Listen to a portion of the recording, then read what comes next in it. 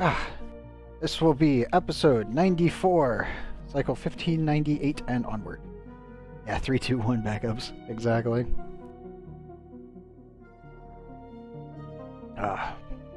Just had to scoot those episodes over to the other external so maybe we can get the recording going. Hopefully, we won't have a problem tonight. It is currently sleeting outside, but it is letting up. Crossing fingers we don't have any power outages again, because I don't want to have to sit here for 20 hours well, not really putting together a video, but piecing two pieces of a recording done together and then actually getting that up to YouTube. Because last time that took 15 hours. So that sucked. Let's hope that doesn't happen again. I'm crossing fingers. Last time it was just out of the blue randomly with no warning whatsoever. This time it's like, oh, it's just sleeting outside. Concern. Yeah, I know. It's because I had to put together. It was a 4.5 hour like episode, so definitely pain.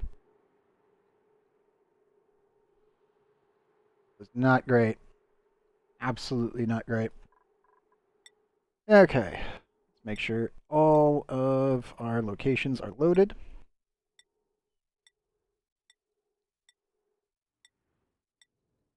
Still a little worried about this, but I think we'll be fine. Make sure everything's not breaking on me.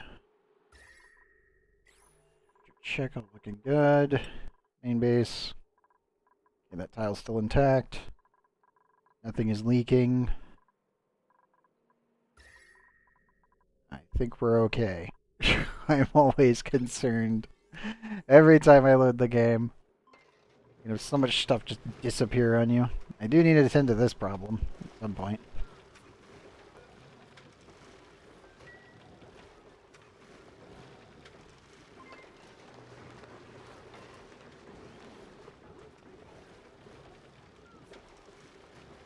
Right now, that's all within temperature ranges, so I don't have to worry about it. I do need to heat that back up. You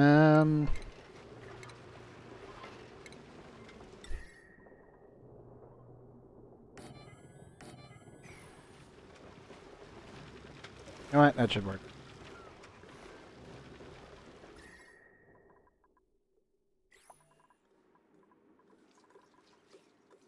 There you guys are. Negative 34. Negative 45. Ooh, yes. Good, good, good, good. That's what I want to see. Upper cold temperatures. And then they all immediately pass out again. It's fine. Okay, why are you not venting?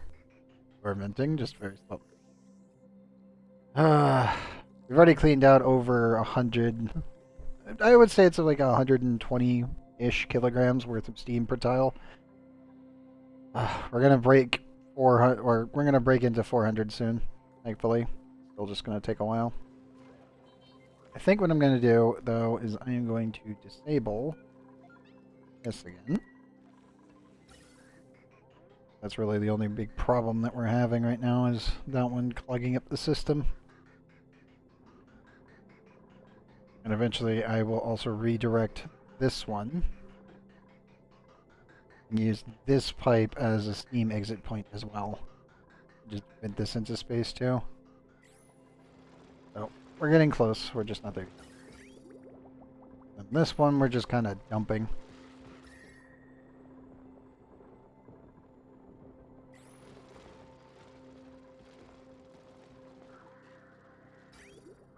It's too much polluted water. I can't get rid of it fast enough. I don't have enough heat generation to deal with it. Like, okay, yep, that's too powerful. That's way too powerful of a system. It's a concern.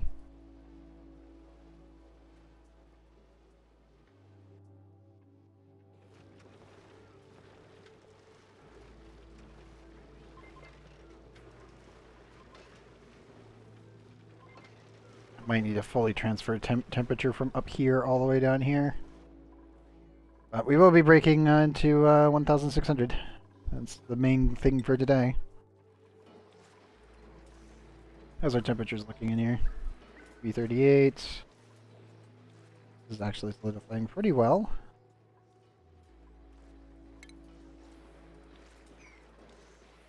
I kind of want to dismantle this tile here.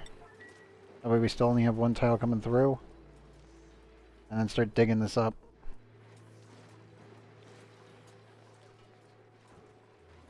Ah, Vern.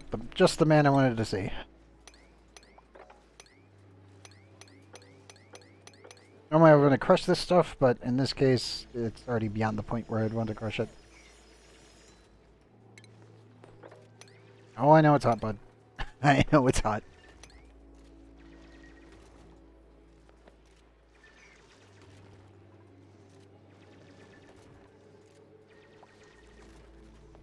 I need you to expose most of this.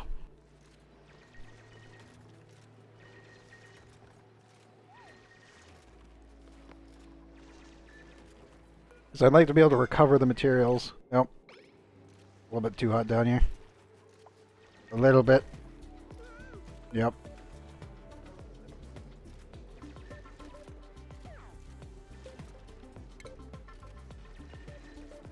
And you're going to take one more tick. And... Yep. Time for you to move back, bud. You can ignore the other one. Off you go. He's standing on it, that's the problem. You can actually stand right here and have no issues. That's the worst part. Is if he's in the liquid, it's fine. But if he's standing on something that's that hot, it will transfer to him through the suit. Yep. Okay, bud. Get down here. I always hate that fact. Like, thankfully, they can walk through this lava, and it won't kill them.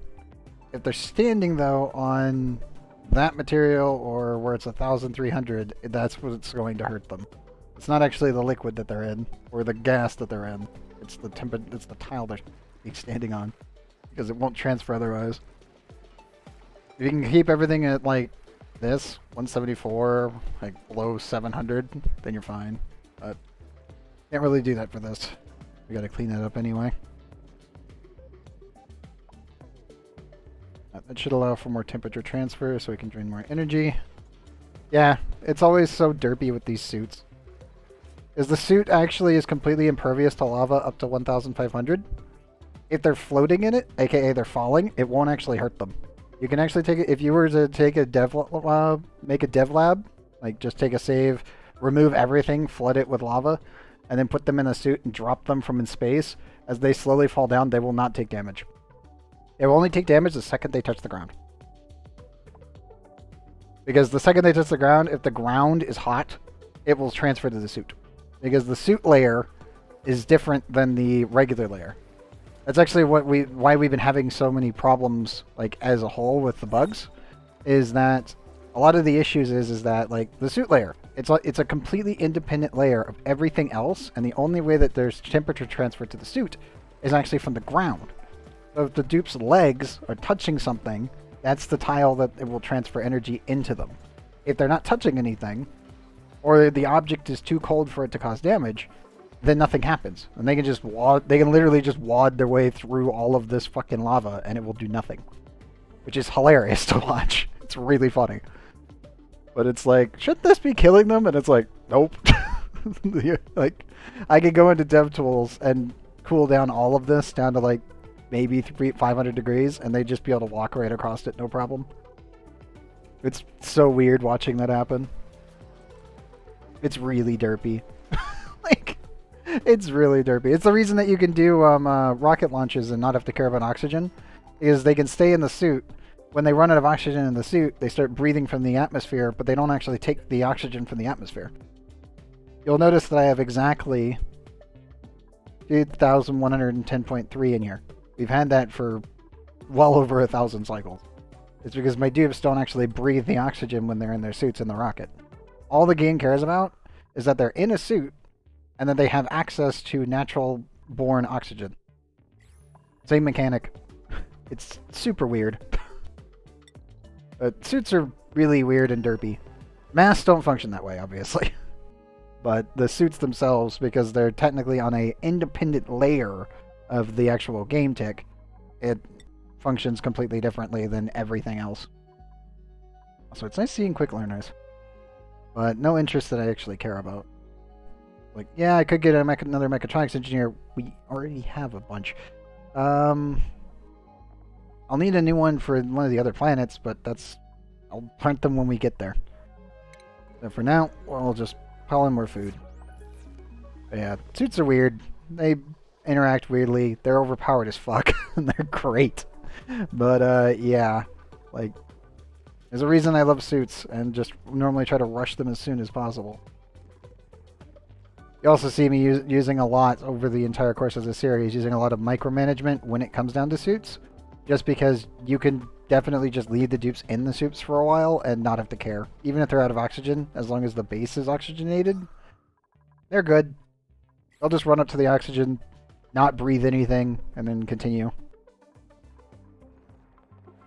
And they really can't change how that functions either. Because if you do, then you would have to adjust how the temperature transfer system works, and that might actually cause the game to just implode. Because again, this game does run in Unity, and there's a high likelihood if you tried to do the different layer system, it would just... like, immediate black hole, game crashes. That kind of thing. There's a very high likelihood of doing that. If they change how they did it already. I think it would require recoding the entire thing.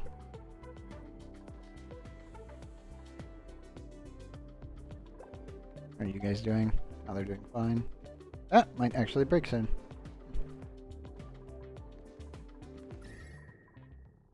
I finally have something over 20 degrees. Oh, wow. Yeah. We finally got this up to over 20 degrees, and that to over 20 degrees. This planet is so scuffed. It's just way too cold.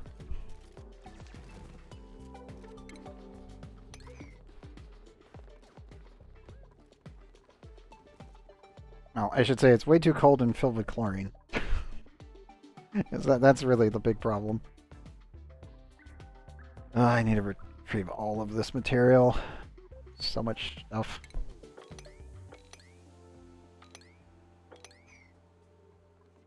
Actually, how goes stuffing everything into the rocket?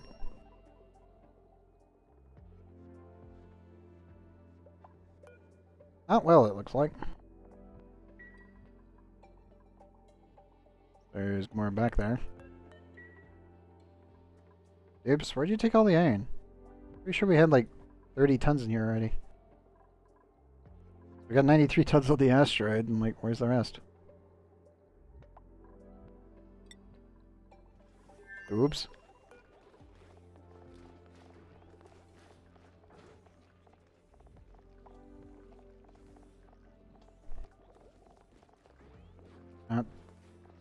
Huh. It's only taking sand. None of that should be iron. Now, Oops, where did you put the iron? The chunks here, but...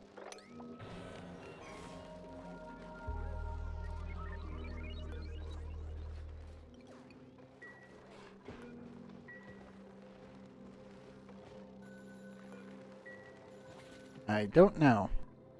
Marginal confusion.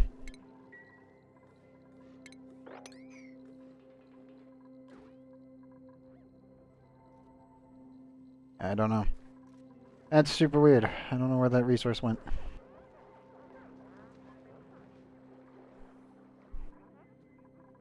I haven't really built that much with sheer iron.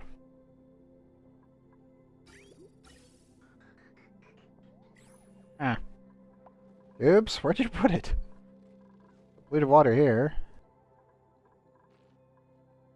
think I put a container anywhere.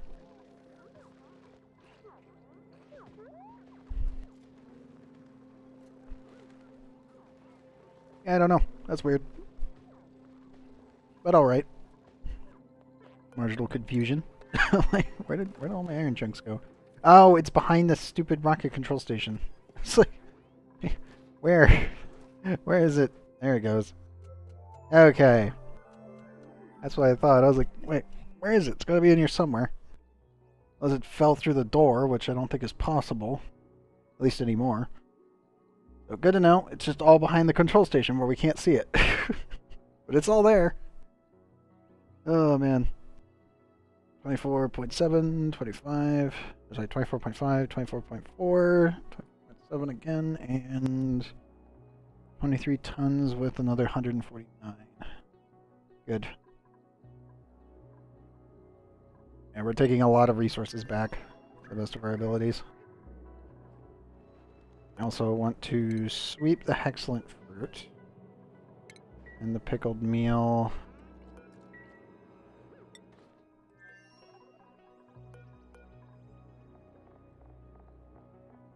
Yeah, still there, and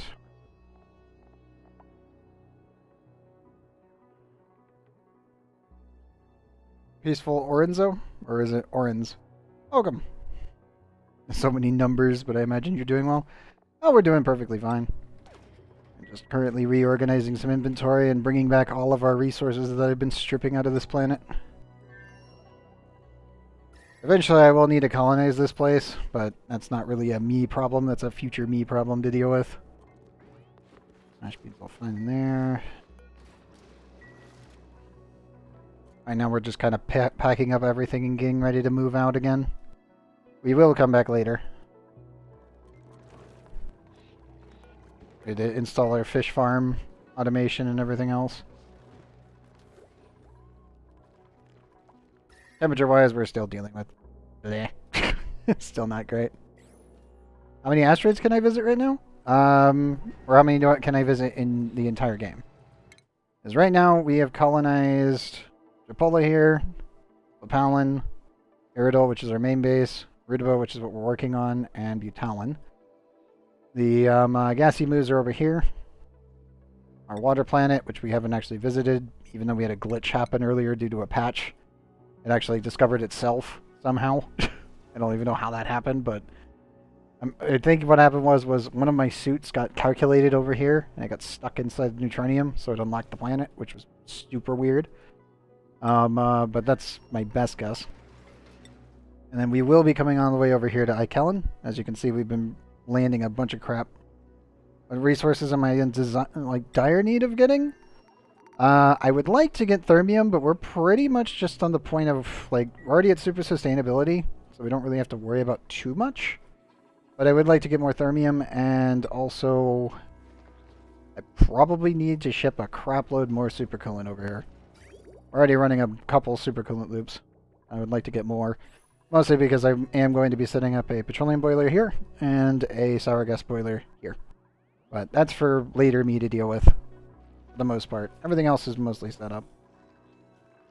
The primary base also will be scooted down a bit once we get everything else.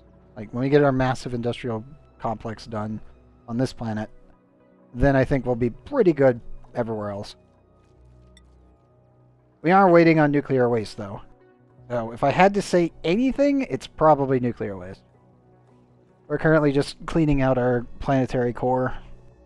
We used water, well, we set up a multi-type liquid blade, and we used that to crush our core down. All of this was magma. I used about half a tile, well, yeah, half a full tile of water per each tile to get rid of all the magma in here. And then just crush it down so we didn't actually have to dig it to the best of my abilities. We still had to dig quite a bit, but we did get a lot of the material back, so we didn't waste any. Oh god, yeah, you can completely core an entire planet. The only thing you can't get rid of is neutronium. I should mention this. This is currently bugged. I don't know if this will ever get fixed. But if you have two pieces of neutronium next to each other, if you decide to put a nuclear reactor under it, make sure you add an extra amount this where it says 100% is true, but this piece right here, for some reason, actually amplifies the amount of radiation going through it. And it looks like a zebra pattern when you have radiation exposed to neutronium. So, yeah, don't rely on this specifically. I was hoping it would work. I hadn't tested it until I got about halfway through our playthrough. Once I discovered that we had a neutronium plug right here. And I was like, maybe we could stick the nuclear reactor underneath it. It's perfectly sized. I did it in a test world. A giant laser beam. I launched it in this one just a couple episodes on YouTube ago. And yeah, we had a giant green beam all the way on up to about here. And I was like, okay, great. So everything within this radius was just death. So I ended up coming back in here and adding in a bunch more insulated tiles and plasticizing the entire thing. So hopefully this should be safe. Yeah. So that's a fun bug. That's a definitely fun bug. Like, discovering that by accident would have been absolute cancer. Because I would have hit the on button and it would have just been like, blah, giant green beam of death. And it's like, okay, yeah, no. We are not dealing with that. So, in the future, they'll probably fix it. I have reported it. I'll have to wait and see. The devs are pretty good about fixing issues like that. Nice. That's very good. But yeah, this will definitely be an interesting... Like, I don't even know what's causing it. Because it's supposed to be 100% block. Like, radiation blocking, 100%. And this one, if it was just one strip, it is. But when you add a second piece on top of it, that's when it breaks. It looks super weird. I can't run the nuclear plant right now, so I can't really show it off right this instant. Because we are currently overpressure. But, we'll have to wait. Fire Captain good? Yes. Yes, he is. He requires a shitload of investment, though. So only start working on him if you really, really want to play him and you like his playstyle. But he is very good. Yes. God, it's gonna drive me nuts. We'll eventually get it fixed, hopefully. I have no idea when that will be, but one day. I do also need to start cleaning this area up, and I need to start venting this out. We wait for the other guys. Let me get back to 9 priority in this. That area full of steam, because I am transferring the energy from this reactor into the steam in the environment, converting it back into energy by using these two, of which this is the entire main power grid. This is all excess right now anyway, but we will probably need that in the future. But the main reason that this is all steam is that we used water to clean out the core. So if you want to see how you do that, I can actually pop up my YouTube playlist if you want. Second. I can go send this to you.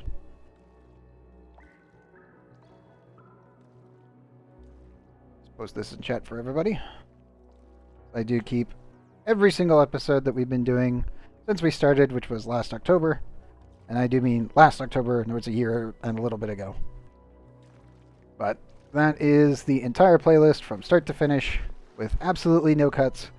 Even when we've had issues, I've repieced the stuff back together to make sure it worked. But yeah, around the time of... where was it? I think we actually hit that pretty early when dealing with the core.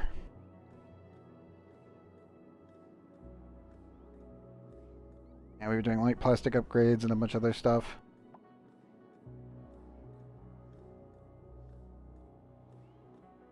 Yep. There's just a lot of stuff that we've done over time. Used to Don't Starve? Oh man, I love Don't Starve. I love Don't Starve Together. I like Don't Starve too, but Don't Starve Together is like... I played Don't Starve all the way through, did the adventure mode, then Don't Starve 2, well, technically Don't Starve Together came out, and then I just pretty much purely played Don't Starve Together. And then ONI came out. And it's just like, absolutely love these kinds of games. Love Dwarf Fortress, love this one, love RimWorld. It's just like, oh, they're all so good. So well thought out and just designed in general. And they just make for really fun games. Yeah, I can recommend ONI. I can also recommend its DLC. I would say that if you had been playing ONI when the DLC came out, The DLC on launch, if you owned Auction Not Included, was $3. So that one was the part that was actually kind of nutty because of how much content that they've been slowly adding to the game, especially now that there will only be one DLC according to the devs at this point, and every single update after that point, so after like the Rad New Worlds update, has all been free. Right now, I believe that they're working on 3 new large story progression updates, but I don't really know what's going on with that. I haven't jumped onto the beta branch on Steam yet to check it out, but it's definitely there if you want to. Well, if you pick up the game and its DLC. But yeah, ONI's been really good. Like, really, really good. Obviously, if you have any questions about this game, feel free to ask. I'll gladly walk people through it.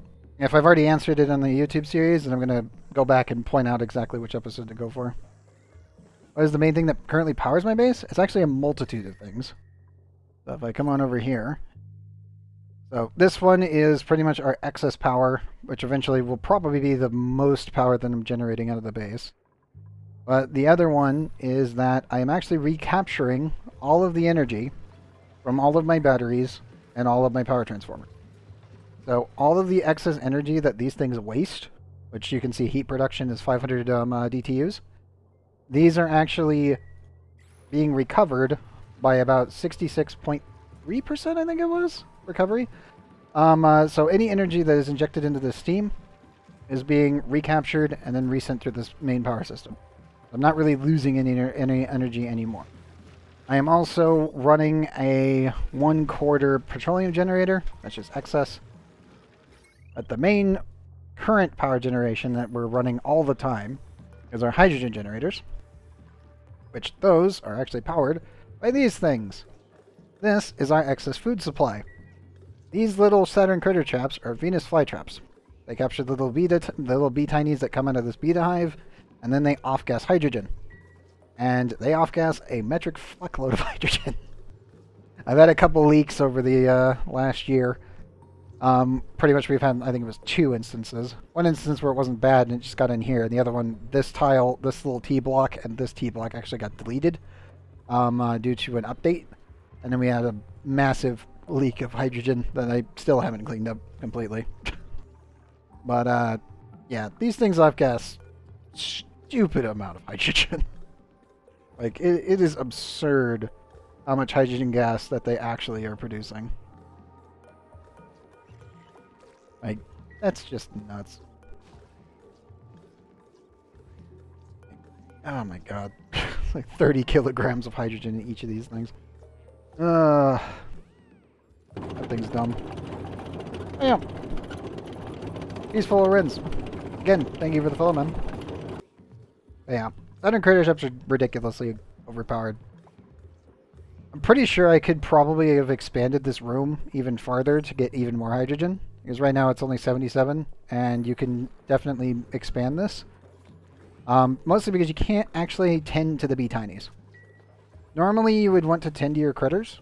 If I go to my room overlay, you'll see that I've got a basic little stable for 60, and for max size it is 96. But bee tinies can't be tended to. They're just kind of independent and completely ignore you. As long as they're in suits. If your dupes are not in suits, these things will actively just try to murder you. Like, they are hyper aggressive. But if your dupes are actually in protective suits, then they're passive. It can still glitch out. I should mention this. Randomly, when you save and load the game, your duplicates will get targeted. And when they're targeted, you don't know which one's actually targeted until they come into contact with the bee tinies, because the bee tinies will only attack the people that are actually marked. And it's completely random, and it's based on when you save and load the game. That is it. So, it's super weird. I don't know why it does it. But the people who are targeted, even if they're in suits, they will still get stabbed. Like, without a shadow of a doubt, if they're targeted, they will get absolutely hammered. So some save loads, like, Bear gets targeted. Other save loads, where's Sand? Hey, Wraith, where are you? Lost you. Lost you in the sea of dupes. There you are. Follow cam real quick. So sometimes Sand Wraith will get targeted. I don't know which one's which until, you know, I get the warning that they're fleeing. That's really the only time that I can ever figure out if they're being attacked or not. Looks like this one bears perfectly fine. How many duplicates have I ever lost? In this save, 0. In every save but the first save when Auction at First, Not Included first came out, is 0. I have gotten very close to losing a dupe twice. But the only time that we were losing duplicates was when we were dealing with the initial launch of Auction Not Included, where super sustainability was almost impossible. It was technically possible utilizing the old Void. There used to be a tile that was called the Void, and you could use it to evac certain resources because space didn't exist. So eventually you would hit a point where you were just producing too much polluted oxygen and you had no way of generating sand or any filtration medium to get rid of it. And if you still had slime lung around, slime lung back then could kill, and eventually it would overrun the base. So my first ever base of Auction Not Included, I lost 4 duplicates out of 23. And that was just due to the fact that eventually we hit a point where we really couldn't actually progress any further. And then they added space. Once they added space, and we actually were able to vent stuff into space, and we were able to get more regolith, which then allowed us to actually purify stuff properly, and we had an infinite supply of resources, then it made it possible to actually continue that save, and we didn't lose anyone after that. But we have come pretty close. We've also had a couple teleporting incidents, where I've had a dupe literally warp like through 300 meters of material and end up in space. That was a very quick save, quick load kind of scenario, because it was just, congratulations, your dupe went from about here all the way up here. And it happened out of nowhere. We even got it on stream. Sadly, that VOD was deleted a long time ago. But yeah, that happened back in the past. And that was definitely one of those, what the fuck kind of moments. Like, ONI, what the hell? What just happened? Jade, get back in the base now. Dig, damn it. Dig. Yeah, it was very much a panic moment. Even in this save, actually, we had a panic moment with, let me get over to them. I get over to Rudabo. Where are you? Boone. Boone was refusing to eat their food, and they just kept wanting to do other things. I had to literally lock them into a single tile, and I believe that they got out alive by about 100 kilocalories. But that was just because their AI just completely broke down for, I would say, about 2 cycles. They weren't even like stress relieving or anything. They just had a moment where they just broke down. Then they went into the stress eating, like they're technically stress barfing at that point. But we did get food into them, so they didn't die. But it was a very close one. I've been very careful with Spoon ever since because, well, their AI completely broke in the rocket. They just couldn't figure out how to like walk up and down this ladder, and then they just got stuck here, and it just made them completely break down. I actually added some plastic in on top of that just to force the issue. That was a very close call, at least on that one. Okay, I do need to redesignate 261. I think it's time we take everybody back. Yep, 261.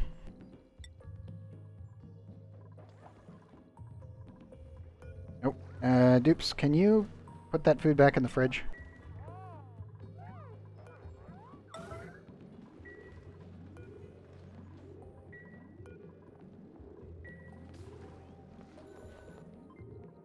And don't take it from this one. Like, whatever you do. We packed in all the resources, it looks like. I just need them to grab this and bring it back.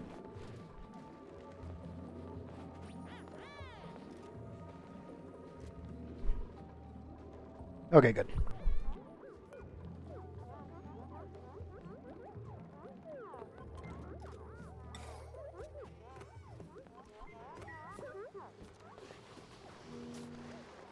Too much time learning DST. I'm imagining how long it will take to for ONI as well. It will take some time.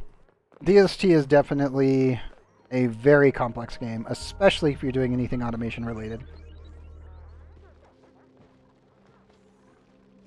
It's like try building a giant bunny farm. And by bunny farm, I mean a flame bunny farm. Try to get that exactly lined up perfectly in the exact location while building all the huts and everything in the perfect spots. That way you can pack in everything is a pain in the ass. Fun, but definitely a pain in the butt.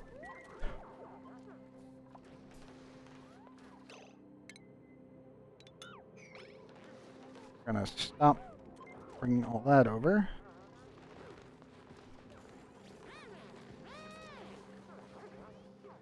Yeah, ONI definitely has its quirks, for sure.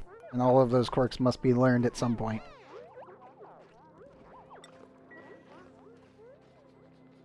But yeah, if you have any questions, feel free to ask. Also, if I'm not here because I'm sleeping or I'm like uploading videos, etc., you can always just use YouTube because again, I have an entire playlist from start to finish so far of this playthrough. I also recommend Francis John for sure. Let's see who else. Rothgar's pretty good. He hasn't done any ONI stuff in a while because he went back to a regular job after a bunch of other stuff happened on YouTube. But yeah, definitely Francis John for sure.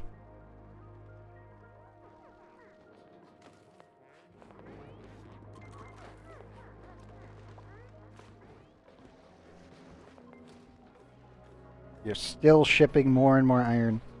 There's so much. Whew.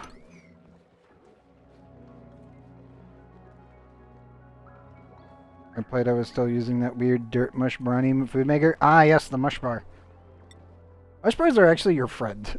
Even if it does consume a stupid amount of dirt. I don't think I have anything left that's using it. Does Flip Allen still have any of them? No, not anymore. But yeah, when it comes onto the mush bar and just the micro musher, it's actually a really useful tool. It's just that I'm not running any of the actual foods that would require it. You can definitely use it when you first land on a planet, though, in the DLC, where it's just like, oh, we've got a bunch of dirt. Okay, cool. We can just use this for food if necessary, besides the excess food that you've got stored around.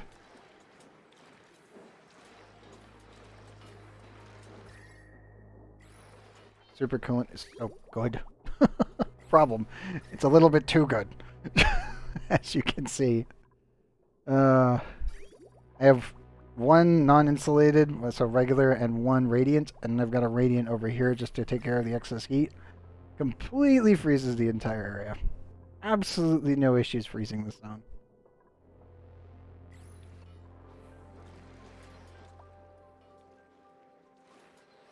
And once you get super coolant, problems are relativistically solved. I have an infinite supply of fullerene over here, which means I can make infinite amounts of supercoolant, which is great. But yeah, right now I'm currently trying to get to this liquid sulfur geyser so I can make even more food, because I'm going to need it for, let's go get it real quick. Where is that plant? There you are. Experiment 52B. I'm so glad they lowered the kilocalorie requirement. But if I want to get iso resin, then I need to do it and find this plant and also start feeding this plant, because it actually consumes kilocalories worth of food. Because I want to make visco gel.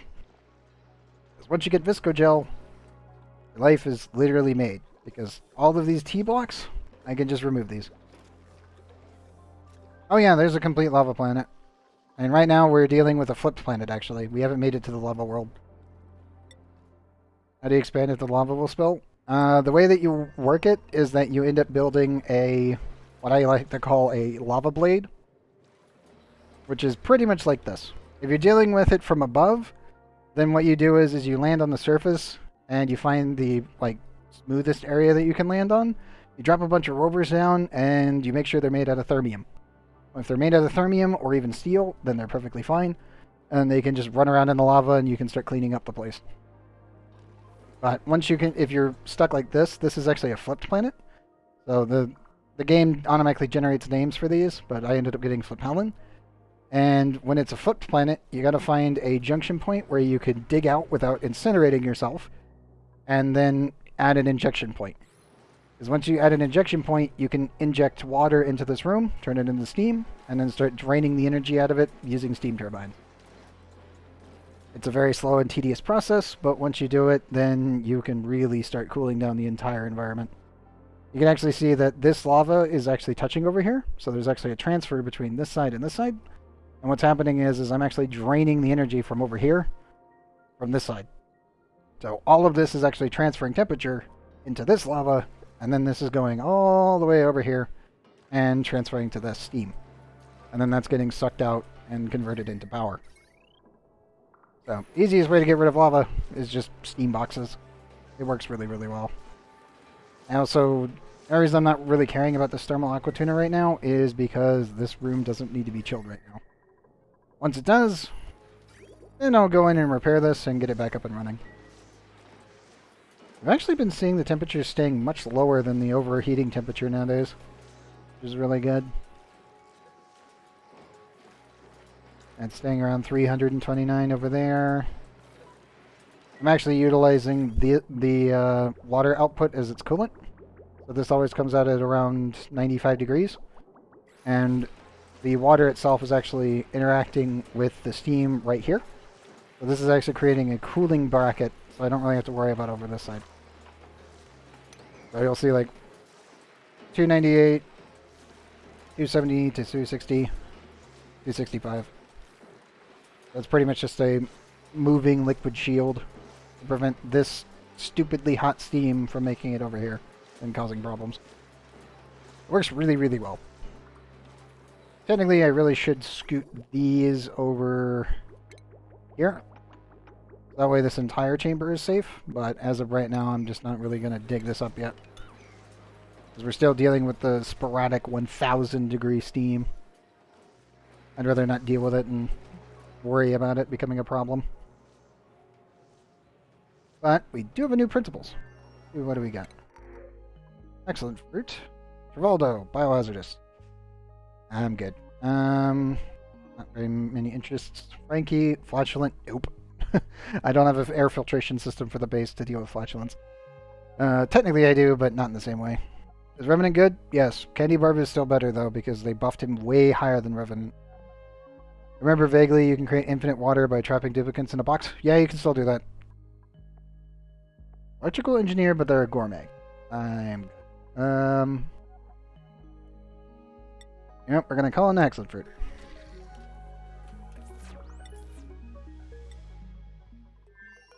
How's our food situation? 85%. Yeah, that's fine. But yeah, you can still do the trap them in a box and make infinite water that way. There's many better ways of doing it. Technically, sinks, showers, and bathrooms are an infinite water supply.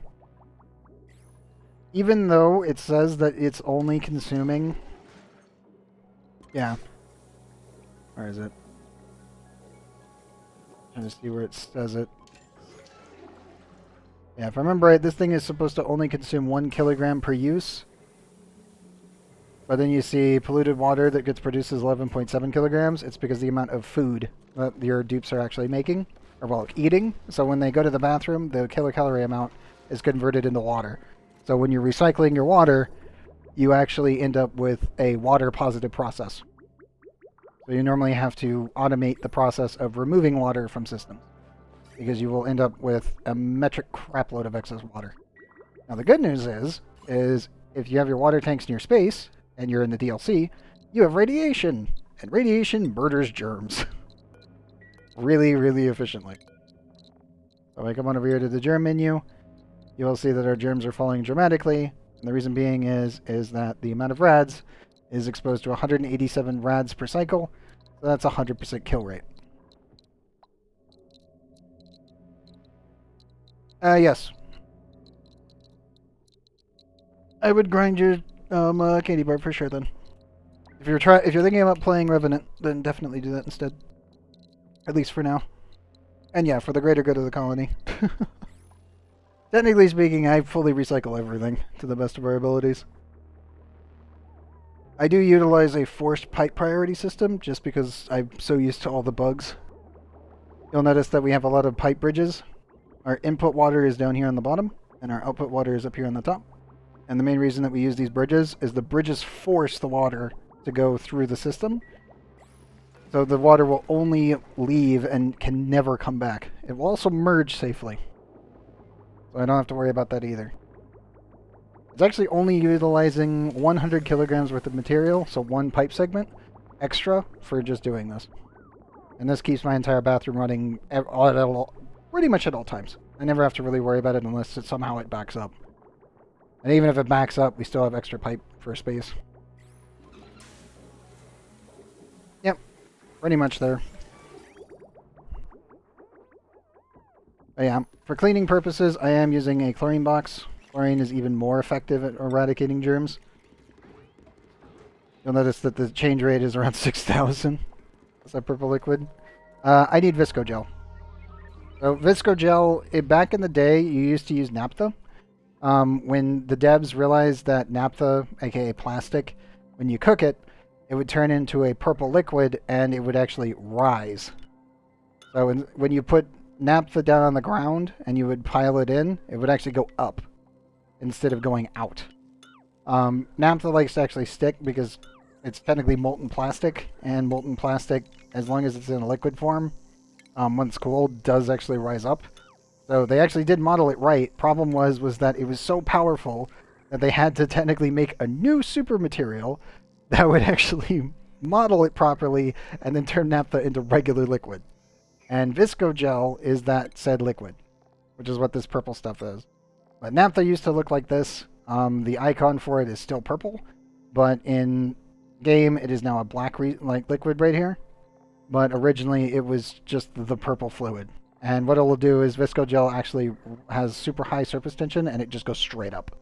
So the reason that Visco Gel is fantastic is that the way that it works is, say for this right here, I can add my Visco Gel right here, add one little ladder segment right at the bottom, and my dupes can just run across and they will no longer get wet because they're technically just going, it's like it's literally like flubber. Like you'll notice that my dupes are going through here and then they get slopping wet debuff. With Visco Gel, they no longer get that. Because they'll just go clean through the jello, grab the stuff on the other side, come out on the other side, and there is almost no temperature transfer anyway, even if there wasn't a vacuum. Obviously, I am using vacuums because I'm running with ethanol and naphtha right now.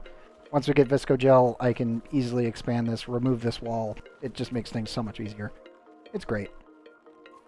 But yeah, Visco Gel is one of those fluids that I absolutely love, and I normally put it everywhere when it comes down to non-temperature demanding liquid locks.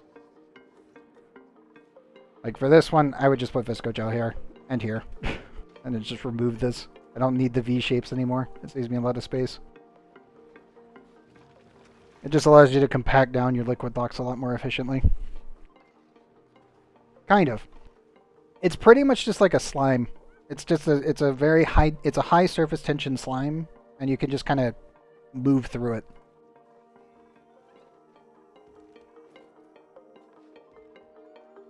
I mean, technically speaking, we have fluids that exist like that. I mean, we've got liquid metals that are at room temperature liquid, so that exists. But it's just funny because naphtha, which actually does function like that, was so powerful that the devs had to nerf the hell out of it because they were like, okay, yeah, making plastic is really easy in our game because we literally have a critter that makes plastic. So melting said plastic was really easy to obtain super early on, so they just had to move it on up and be like, okay, it's not going to function like it does in real life. We're going to nerf it down, then we're going to add a super fluid that does function like naphtha does. And that's how they did it. Which is funny. It's just like, it's really weird and funny and just awkward. That was the whole reason that they changed it. Also, I do need to check this. Okay, that's actually looking pretty good. See all that?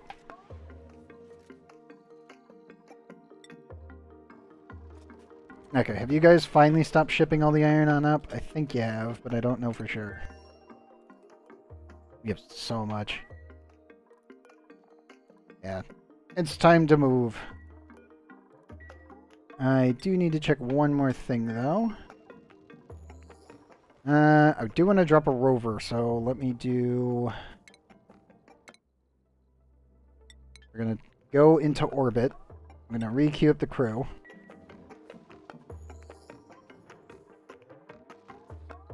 Let's bring everybody back aboard. So I'm assuming, yeah, we did take some water damage because it's too cold in here. Really goddamn cold in here. Like, okay, there's a fray. Where's everybody else? Okay, group. Get to the ship. We're moving a metric crap load of metals.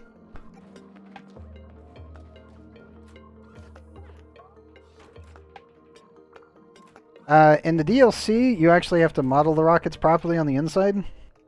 If you don't have the DLC, then you just build the rockets.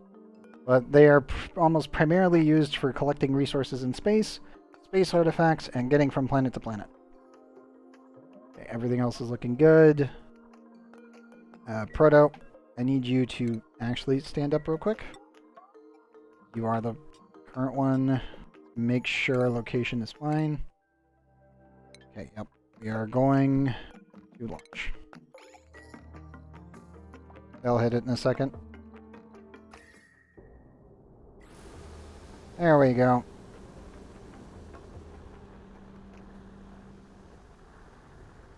Oh, she goes.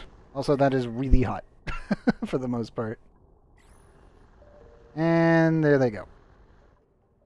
They should be going into orbit very shortly. I needed to deploy a rover module.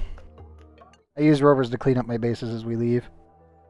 And I need to change destination and head on home. And here comes our little rover buddy. Oop. Hello, bud. Get to cleaning. You have a lot of work to do. I wish you luck. Okay, back to the rocket.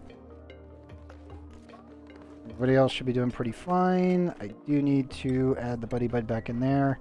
It's way too cold for the buddy buddies to survive in this rocket because the planet was too cold, and we do collect oxygen and water from planets that we land on. So eventually it becomes a problem if the planets are too cold, so I'm trying to get everything on up to about 20 degrees centigrade, so it's gonna be a while.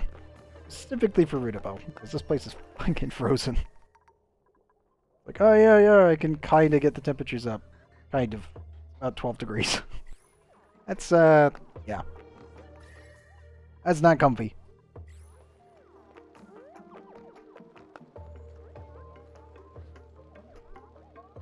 Oh yeah. Yeah, if you get the DLC specifically, then you get to build your rockets internally. I will say this. The main goal for the DLC for you when making a rocket, make sure you make a great hall. A great hall and a washroom. Those are like the two things that matter. Why do you keep that weird alien creature in the rocket? Oh, the puff prints. So originally, I actually put the puffs in here, and I was trying to get them to actually get me a squeaky puff. So puff princes and this thing, I ended up making this thing. The squeaky puff can make bleachstone.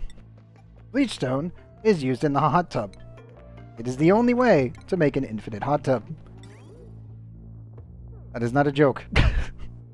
If you don't have squeaky puffs, you can't have an infinite hot tub.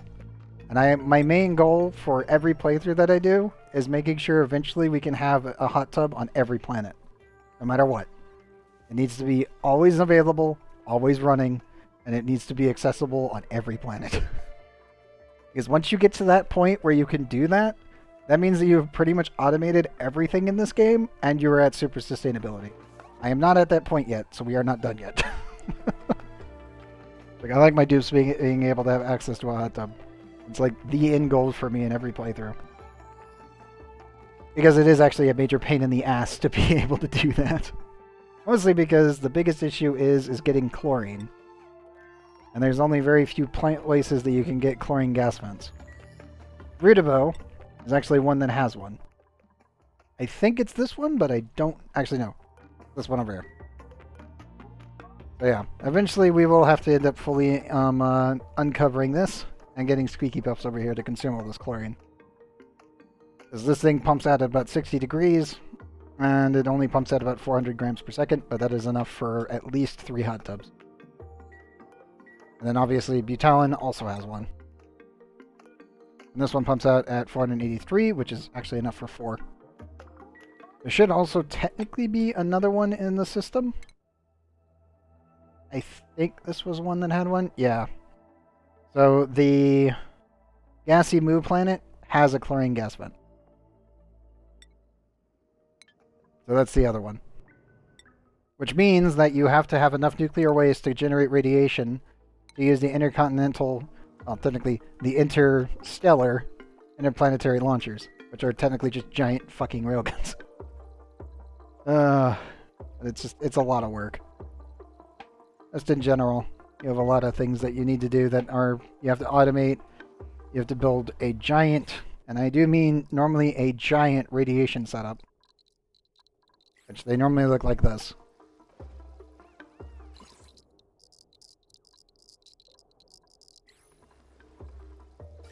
Which also normally means that you need nuclear waste, which comes from nuclear reactors, which is why we are currently venting our steam room, which we have broken below 500 kilograms. Yes! We were at 680 kilograms originally. That was, I think, episode 88 is when we started venting this room. And we got the nuclear reactor actually installed properly. Oh, man. Oh, I have to kick this down below 200 kilograms, so we've got a ways to go. Technically speaking, it's really around 300, but I want to make sure that we have enough room, like space for the nuclear reactor's excess water, like output. So I'll be kicking it down to about 200 before I turn this thing on, which is going to take a while. We are removing 1 kilogram of steam per second, technically per game tick, but yeah, it's gonna be a bit. I am trying to redirect this one over here as well. Oh, nice. Congrats, Cruiser. And that double EXP we controlled this week is really good. Oh god, we have so many sparkle streakers going right now. When you see the confetti, that's their overjoyed status. Angry, what are you at? He's moving at 350% speed. Oh, wait, I think it just burned out finally.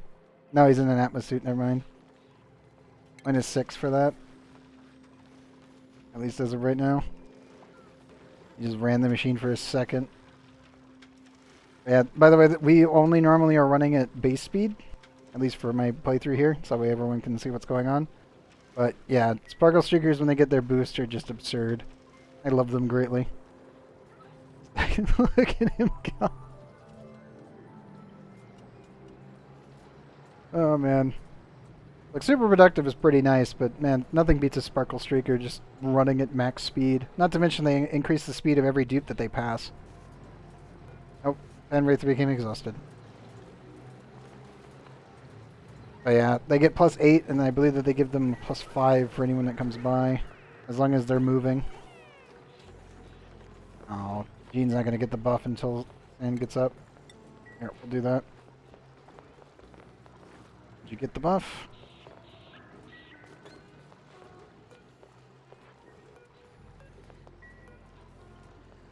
Nope. Exhausted, they're not doing it. Yeah, whenever they run by, normally they get it. Yeah, I just like having a lot of Sparkle Streakers running around. Also, we have the Army of Pips. I will admit this, these are your best friend. They naturally plant plants, which means that those plants no longer take resources from you.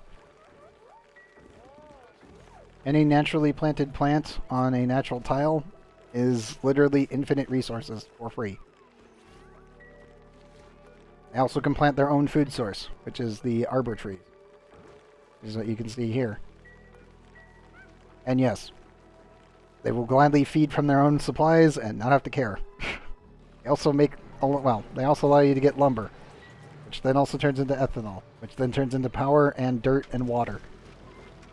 This is what you're seeing being produced over here. Yes, pips are your best friend. Period. Oxygen not included, there's nothing better than a pip. When they die, they become food. So it's not really that big of a deal. Oh wait, there's just a Slickster over here. Long-haired one too. Goodbye.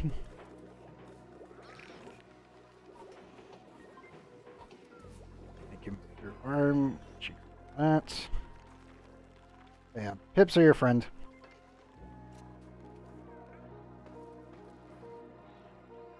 I always give them a pip sanctuary somewhere in my bases.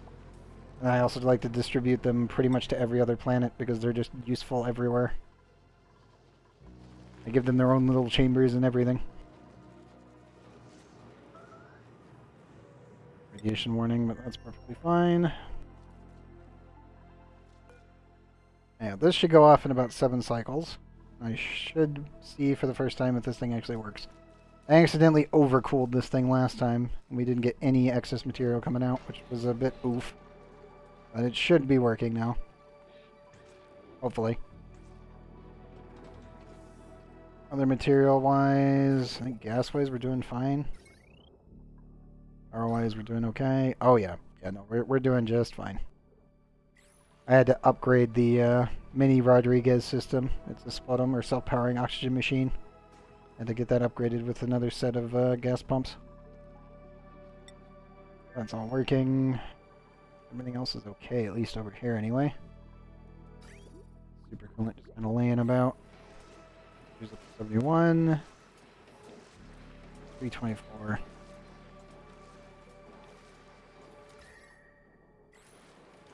This stuff is fighting me, but it's looking okay. How's Dripola doing? Not amazing, but not terrible either. I do need to come in here and clean that out. I was burning off the excess coal that we had laying around on this planet. Just want to get rid of it.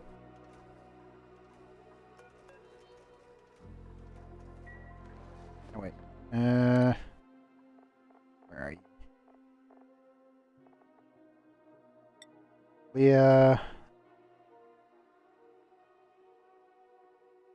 Let me get you that. And that. I'll get you Stootwerg. What's your athletics at? Ah, they're only 8 yet.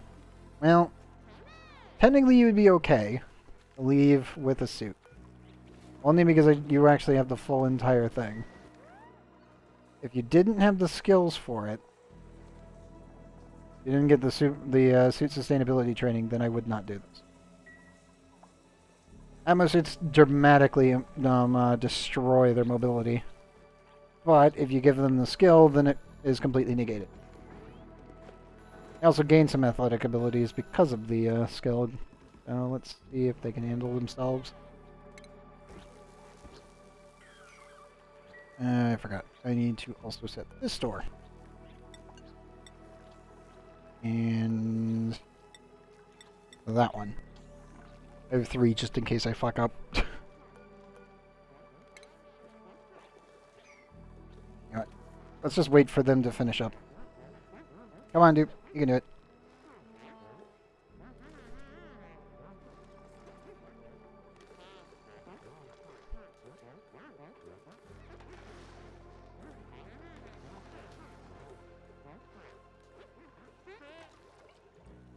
There we go. Morale is now up to 35. Oh my god. I also need to probably connect this up to the system. Which means redoing all of this. Let's see. How fast are you in a suit? Not very fast. But you are not terrible. Are we looking at mobility wise? They're down to 2.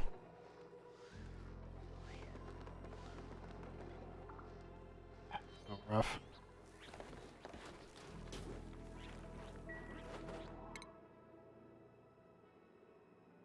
I really need to get that skill.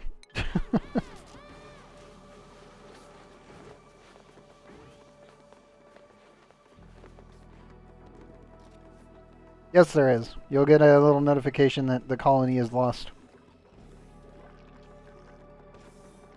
I've never lost a colony myself. The only time I've ever, quote-unquote, lost a colony to see it was the lab world. You can make a world where you can run debug, and then that way you can learn how the game works and test your construction ideas. And in most cases, you will end up losing a lot of dupes because you will, you know, like, I need to clean the entire planet out, and now there's no more oxygen, because, you know. But then you can obviously, in debug, you can just spawn more dupes. But if you spawn a dupe, then the game will go, colony lost, and it will complain about it.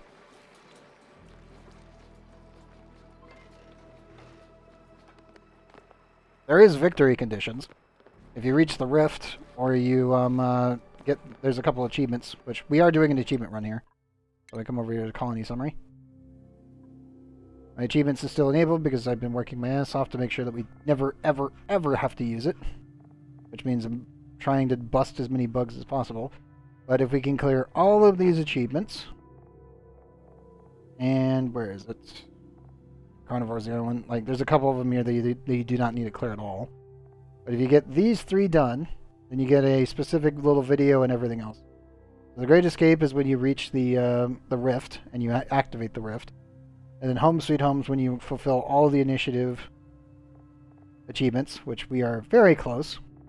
The only thing we need to do is increase Proto's morale and build a great monument. So there's actually a rift that you can find out there. Normally, it is on this planet, the rift generator, or not this one. It would be on... Where's the cold planet? There it is. On Frodol, over here, on this little tundra hellhole, there is a technically ripped apart base that should have a rift generator in it. You have to get nuclear waste over here and generate enough nuclear radiation to power up the rift, activate the rift, and somewhere out here in space, along the edge of the map, there is a tile that you can send the rocket to. When you send the rocket to it, the dupe and the rocket itself will get sucked into the rift. Normally, what I do, and I know I'm not like, well, I'm normally not most people for this, but there is a cryo tank in the DLC specifically, where there will always be a frozen friend, which means there is a dupe here that has been stuck here since whatever the hell happened. I don't want to spoil anything besides what I've already said, but the giant travesty slash catastrophe that happened, there's a dupe that's been here frozen this entire time. I normally defrost this dupe, pack him up into a rocket, and then send him to the rift. Because he's been waiting this entire time to be defrosted and to reach the rift originally. So for myself, my 2 victory conditions that I always give myself, other than the game's own independent one, was hot tub everywhere, and then defrosted friend built into a satellite system for a rocket that is super sustainable in the rocket. So literally inside of here, where he can live forever, and then I send him, or her, whatever dupe it is, I send them specifically to the rift, and then I end the game that way. That is normally how we finish. That's how we finished every single other playthrough, ever since the DLC came out. If you don't have the DLC, then you, in the star map menu, you don't have the ability to access these tile systems. Instead, you have a star chart, which allows you to go farther and farther into space, and eventually you will just end up making a rocket that is a hydrogen rocket, and then you will send a dupe to the rift through that method. With the DLC, you actually have to find the rift. With base game, you just have to reach the rift. So the goal is the same, it's just one of them is a lot harder than the other one.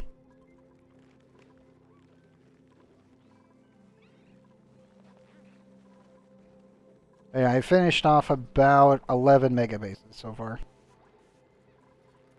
There's 2 megabases that I didn't finish due to updates breaking the saves when the DLC came out. Those bases are non-recoverable. No, it has an ending.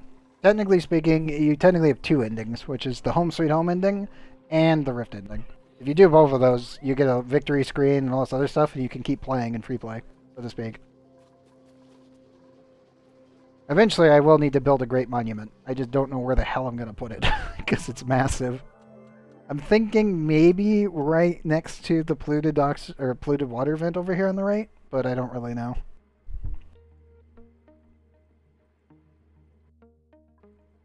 I have many an option, but I have no idea where. If you're doing gem dust in Trove, then you need to go to 15 if you want the first bracket, or 22 for the second. Normally I do 15. It's just more efficient.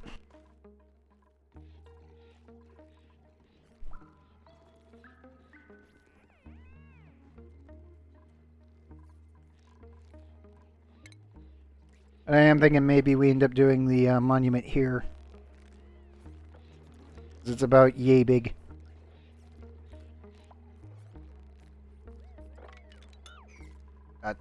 That'll just mostly depend on other things. But yeah, I will definitely, once we find the rift, activate the rift, I will be defrosting our little buddy here. And then once he's defrosted, I'm going to put him to work, no matter what his debuff, like buffs/debuffs are. And I'm just going to shove him into a gym to get him up to level 20 in athletics. And then we can send him off on his way. And then we'll finish off the entire playthrough with the Home Sweet Home ending. And then also finish the special archaeology achievement as well. I feel like that's going to be the main goal. I still have to make a ton of mutant plants, which is also one of the reasons that I want to get this online. I also have to vent this place too, but this comes first. Might actually be able to... Let's see if I can do this real quick. Because I am planning on using this pipe and ejecting stuff into space with it.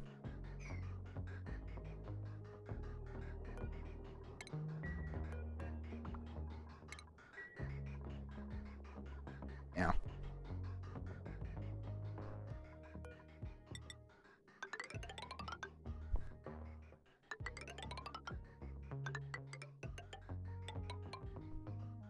I'm going to make this accessible for the dupes to be able to remove the steam.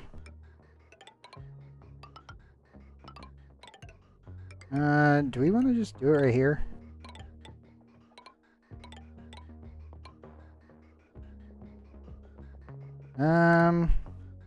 Yeah, screw it. Why not? Make sure that's made out of steel. Out there.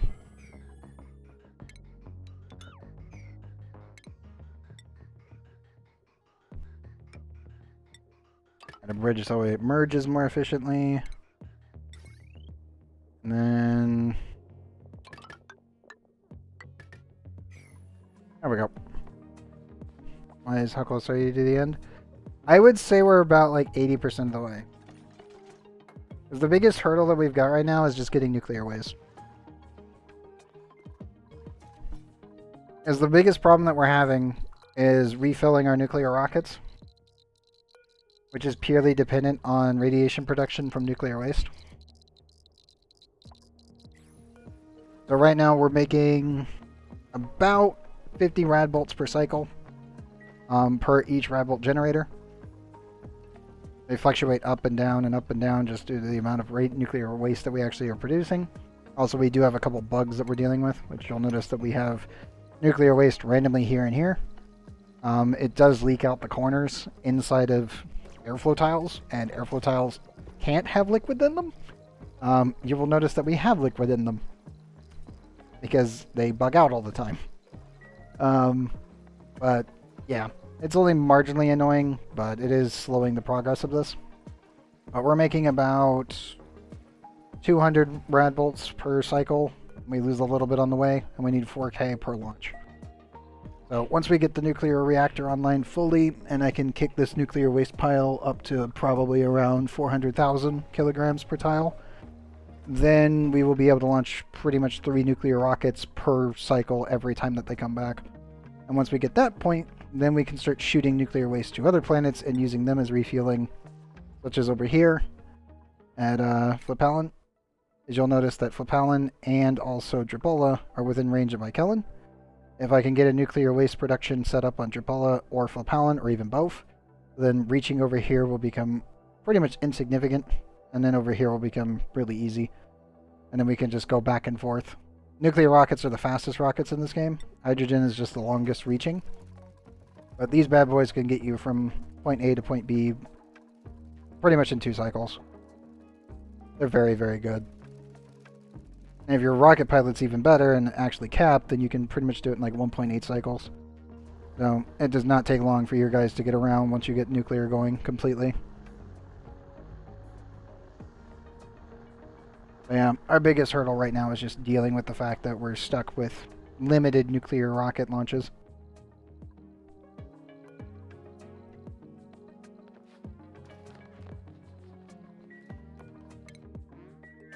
It's gathering their breaths. It's fine. I really only need to remove the pickled meal because the rest of that will not expire, so we're good there.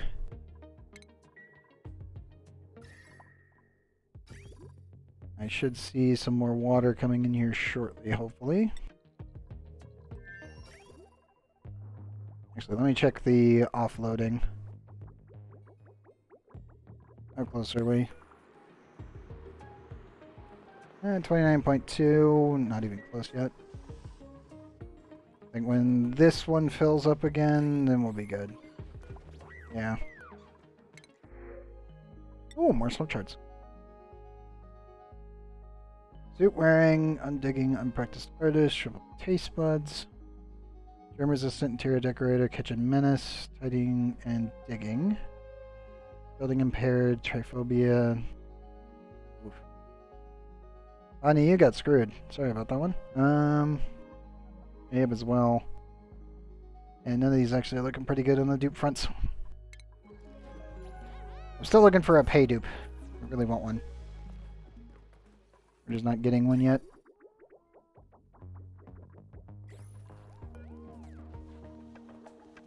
I also want to increase activation to 73%.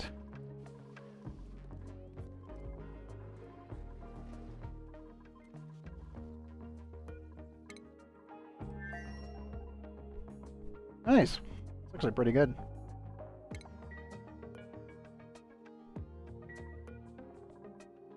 Yeah, it has those two in it.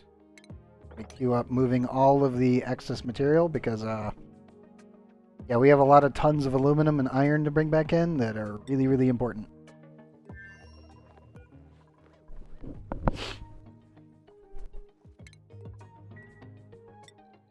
Oh, good. They're refilling the rover. Okay, very good. Fully dump that. Did.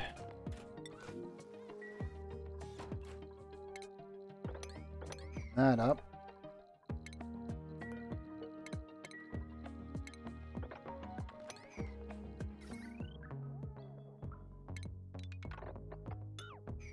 There. That out. Oh.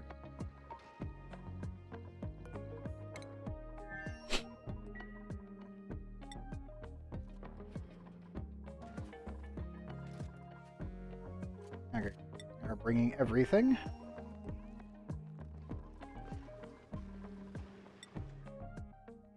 That goes for pollen right now. Temperatures. Yeah, they're down again. 98. Improvement, that's for sure.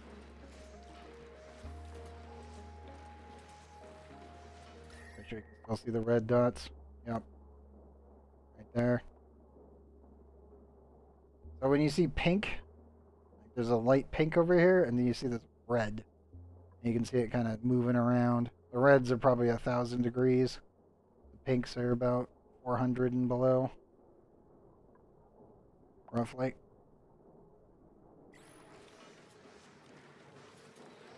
I do wish that they would do a better temperature, like, height map, but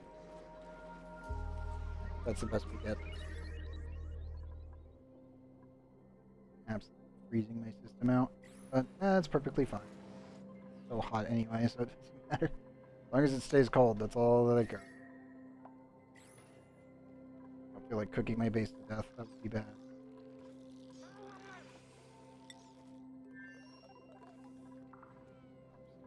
Okay, over here. Check the boat.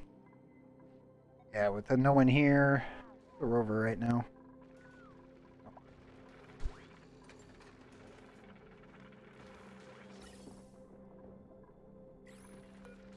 Well, rover's kind of wrecking everything. rover, why? Actually, yeah, why were you allowed in? His noses. Why were you allowed to go through there?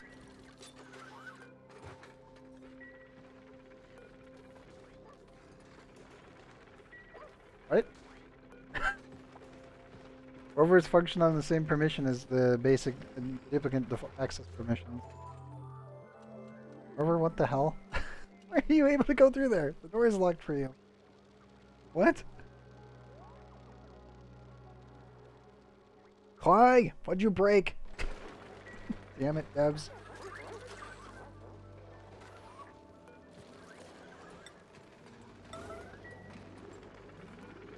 Rover, can you lock that? I think you can.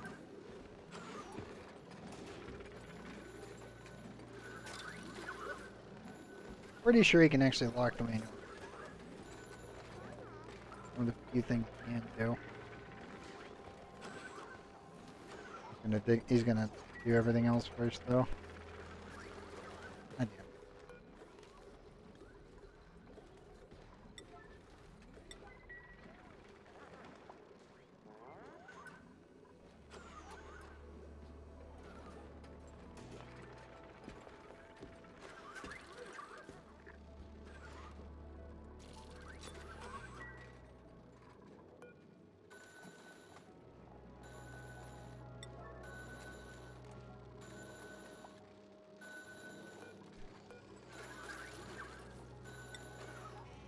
There we go.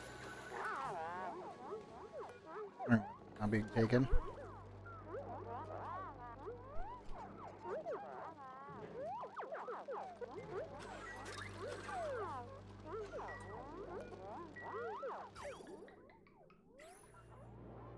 Yeah, I just need to be dumping all of the fish automatically into the fridge once they perish and then recycle themselves. I'll definitely have the rover come down here and fix that later. He's done cleaning up everything.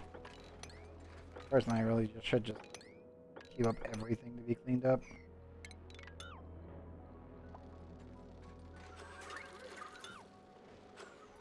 Anything not egg related.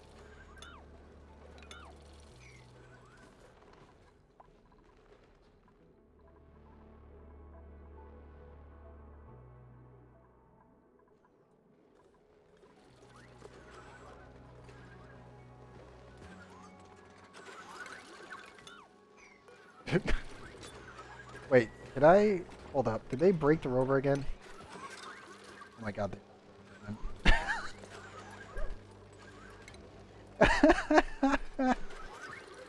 You can queue a storage order for moving debris on the rover.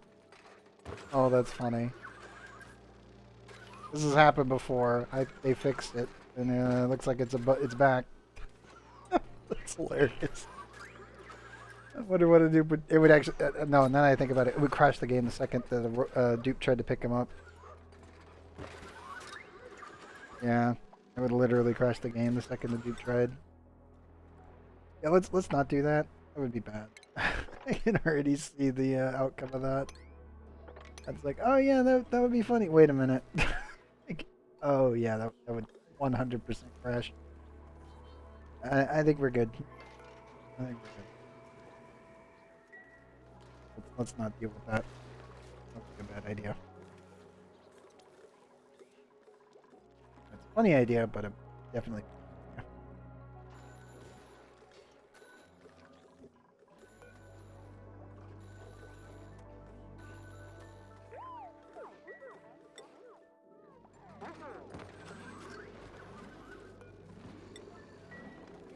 Nine again.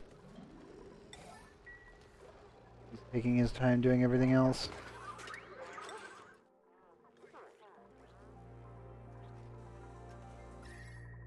Temperature's looking like down here. 25 points. Yeah, I need to increase how much power we're generating on this planet.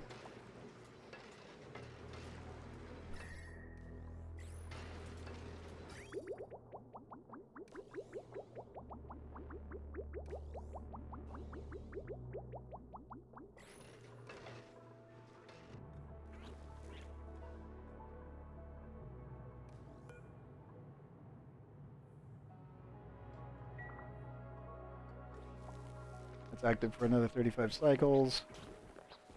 Fine and reasonable. Construction orders a little bit. Speed up the dupes.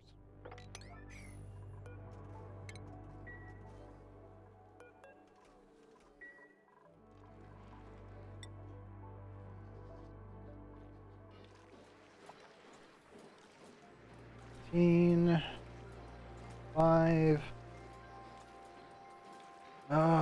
Still gonna take a while to clean this out. We're in it for the long haul. Eventually I will be able to put another steam turbine over here. The problem is that I'll have to remove all of this abyssalite and probably be very careful of this pressure. This is going to suck.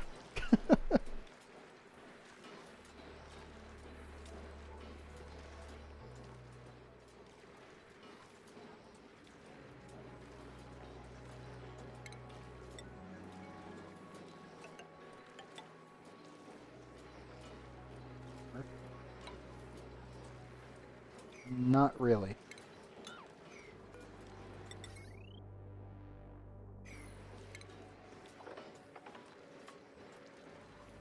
That's how big a steam turbine is. But I'd have to insulate this up here and this down here using abyssalite. Yeah. Not abyssalite. I have to clean out all of this abyssalite. Seal this in safely. And seal down here after. That's gonna suck. It's absolutely going to suck to do. Oh, god damn it. If I can get our steam turbine over here, I can actually increase the amount of cooling that we're doing dramatically. Problem is obviously removing all of that material and making sure that the lava doesn't come raining down on our heads.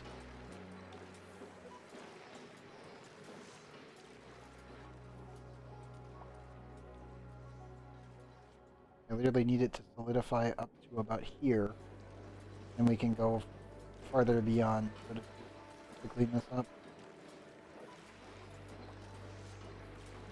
300.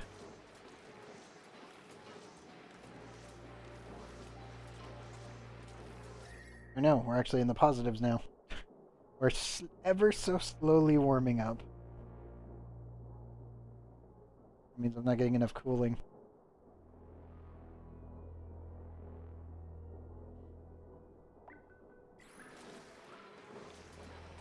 That is a concern.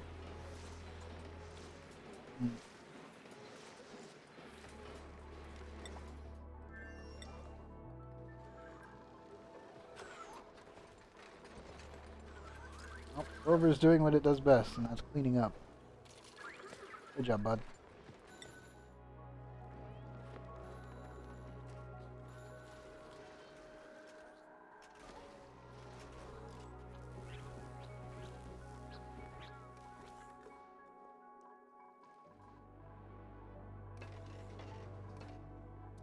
Increase power production.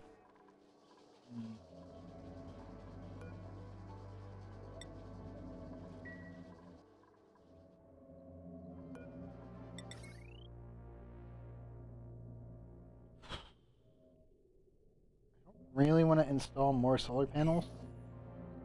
It's kind of worth doing, but on the other hand, it's also kind of not, because eventually this area right here will be a nuclear launch point. So I really need this to be for rocket exhaust.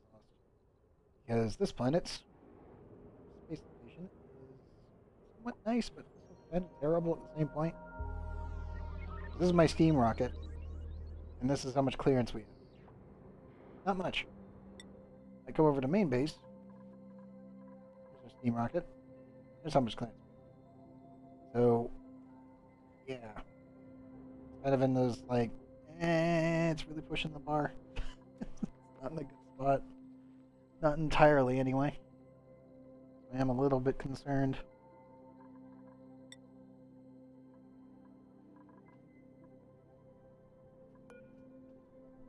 Also, I keep forgetting about the puff in space. I kind of just let him go out there and just He hasn't come back. It's just like, I am a puff in space. He's floating around. I approve. I need that.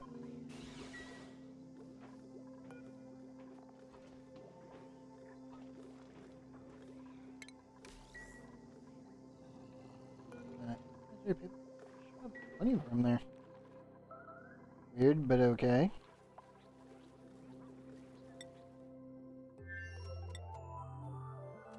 Yeah, how's the temperature in here now?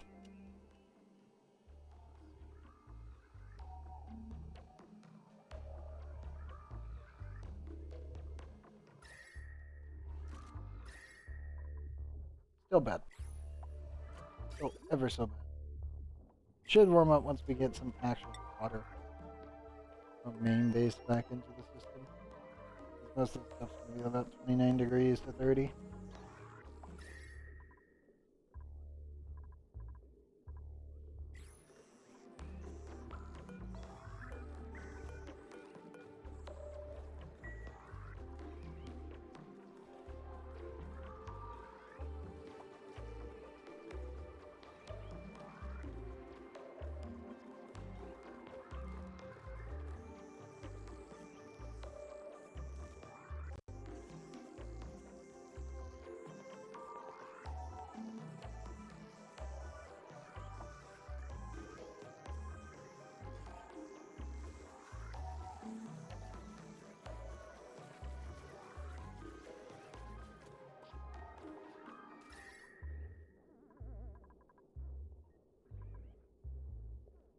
Back down to negatives, good. Don't be worried about that. Pressure we got left. 490. Actually going pretty well. Temperature check. On the 70s. 94 again. One singular insulated tile is making no sense.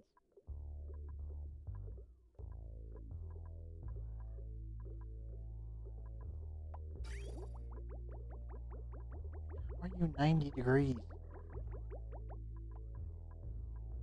I don't get it.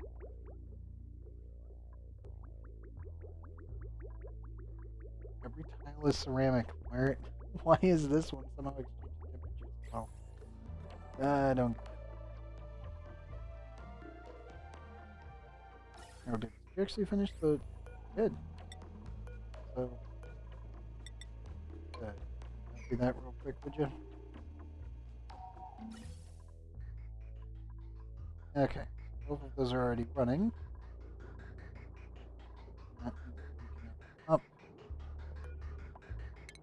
This needs to be separate.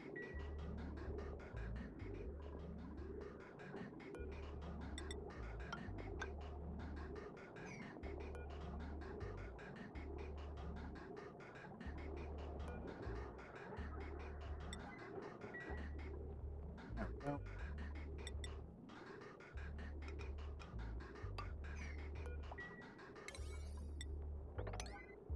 Maximize that. Now we'll be removing 2 kilograms per cycle.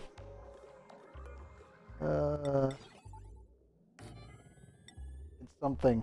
Oh, I accept that it's something. Hold them back. It's enough. Damn it. Not really enough, but it is enough. Enough for me.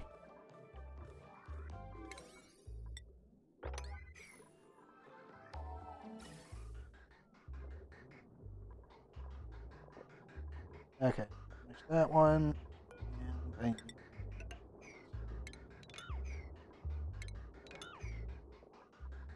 There it goes. Up.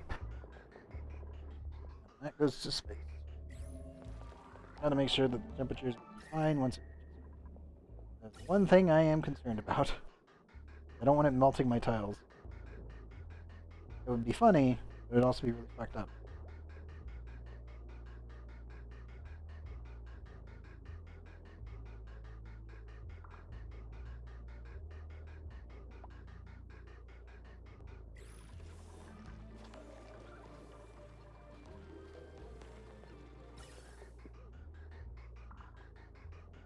comes.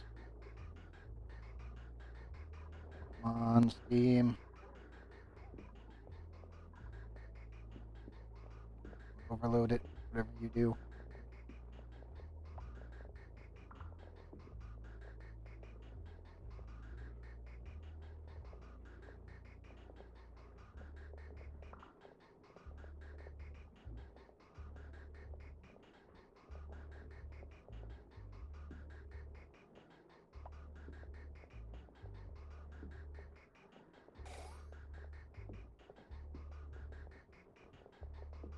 Nice.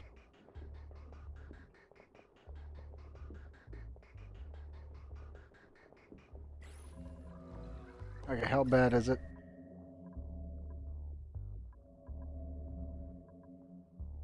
Uh,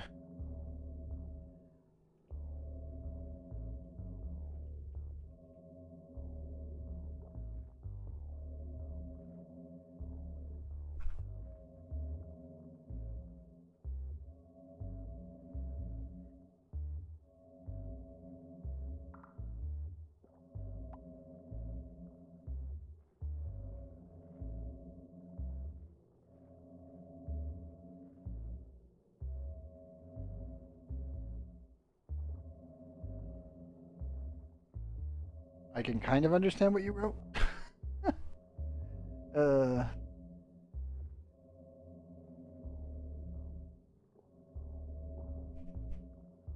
you guys lost? Oof. Well, it was worth the attempt, I guess.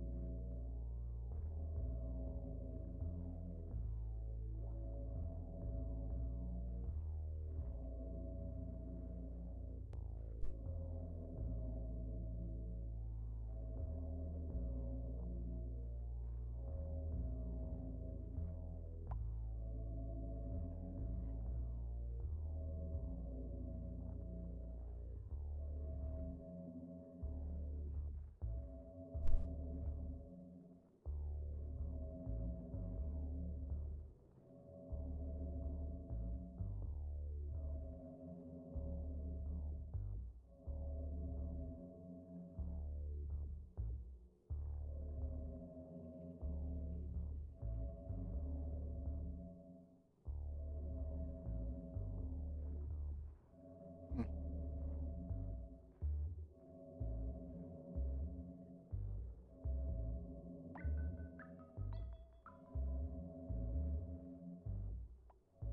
Well, it looks like it's okay. I'm not really certain on this. The temperature is transferring and heating up. It's only coming out at 132, so we should be okay. I think.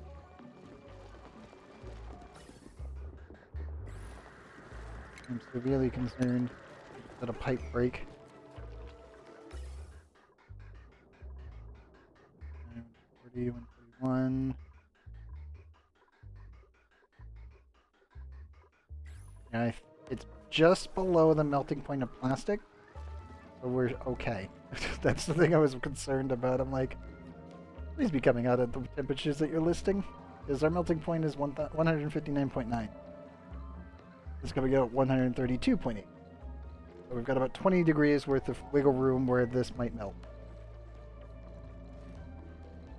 So I think we're okay.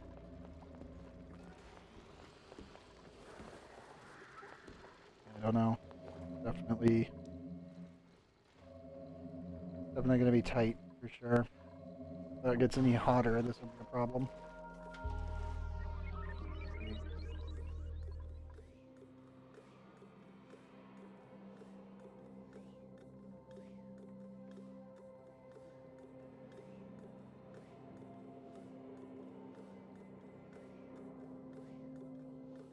What was that? Rizzer? You talking about?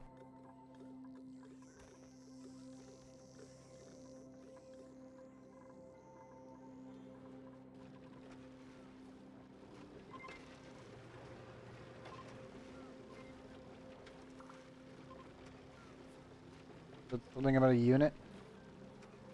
Which class? What are you talking about?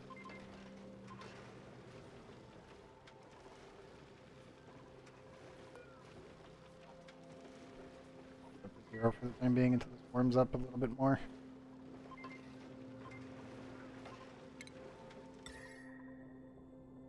Oh.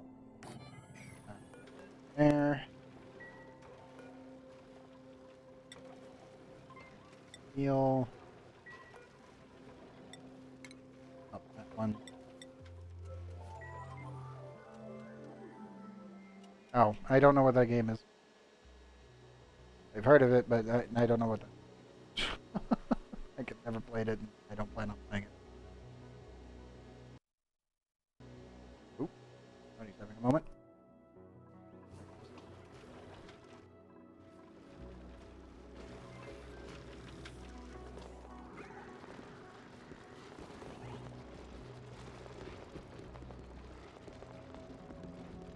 Nine. Right. I think we're safe. Like, I'm being extra careful just in case because I don't want that melting my tile. That would be bad. Be really bad.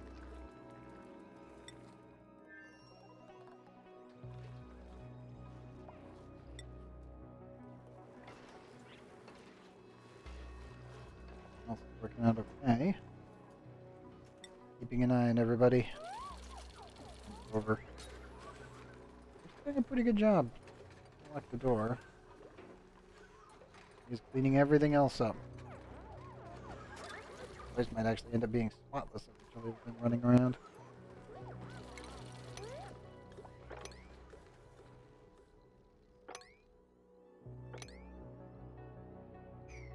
Got a lot of work to do before he runs out of battery juice.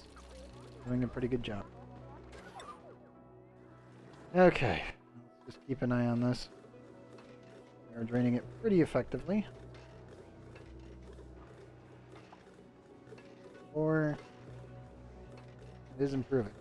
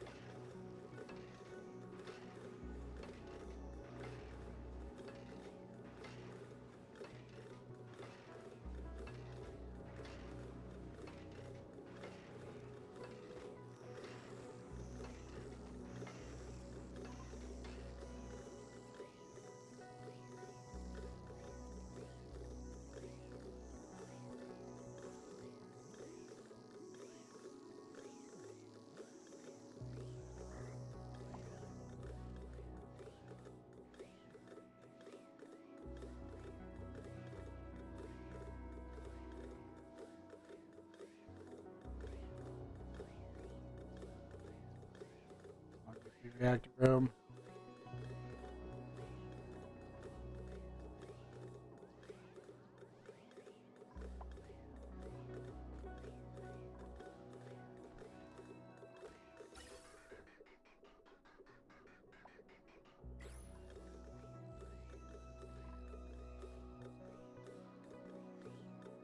Just wish we could set settings higher than what we can already. So for reference, the reason I have to keep my eye on it regularly, and I can't automate the process, is Atmos sensors can only go to 20 kilograms. 20,000 grams. 20 kilograms versus 487 kilograms. We can't really utilize automated systems cleaning out this level of pressure. Okay. Ow. It does suck. Can't do anything about it right now.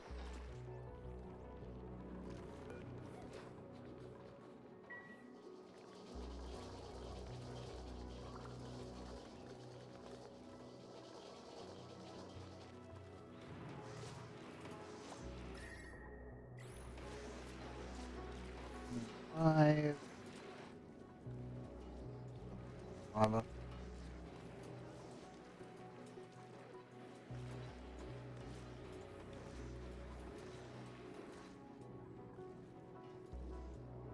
I like how it's solidifying right here. You can see the amount of tonnage going up.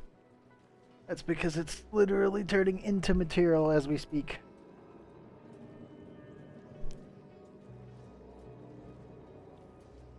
Six, 7, and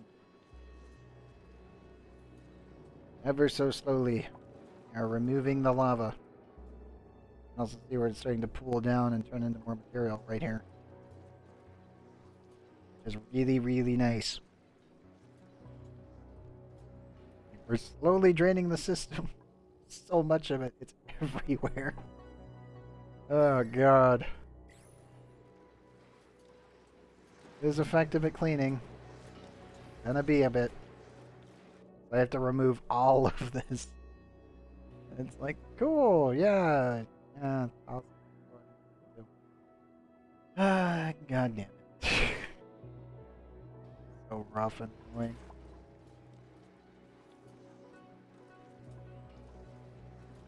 $82 tons and climbing.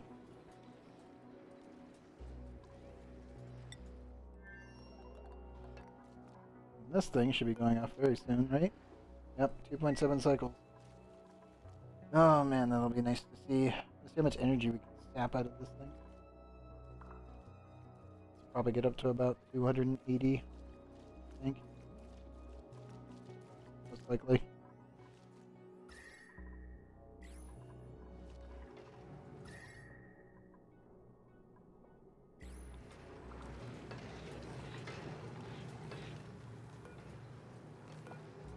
Okay, yeah, we're back to normal temperatures again. So that one weird mess up with the automation. Don't know how that happened. Okay, let's see. We have a Ruby who is supplying tidying and strength. They are a plant murderer, which I will never take. We need farming researchers and rocketry ranchers. That's it. So Ruby's off the list. Amari, what do you got? Gourmet, you're off the list. Sorry, bud. And Marie, germ resistant, green thumb, shabby dresser. They won't. Two in excavation, one doctoring, one doctoring. Not great. Let's go on the pips. Yeah. 12 more pips here. Apply to these guys, and they're fine. I have one little arbor tree just kind of existing here.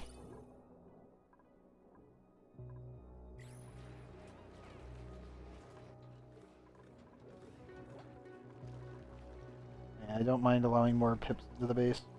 Any of my bases. As long as it doesn't overpopulate things. Then we're fine.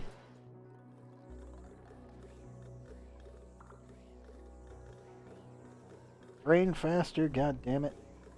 So slow.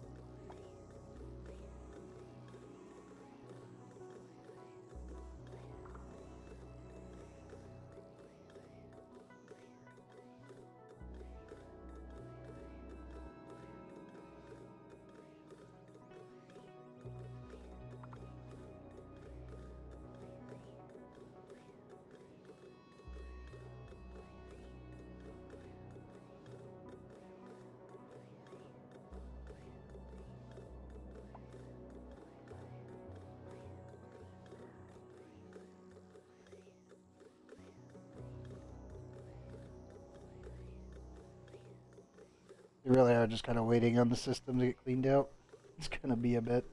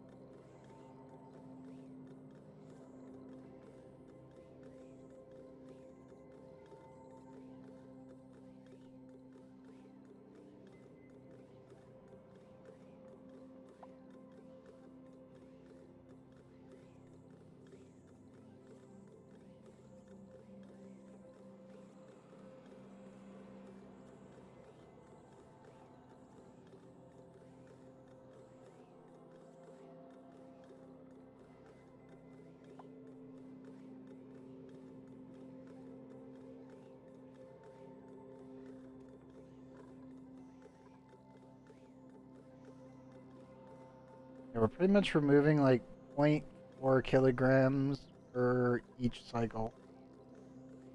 At least one set, so almost up to 1 kilogram removed per cycle. Per tile. There's a lot of tiles.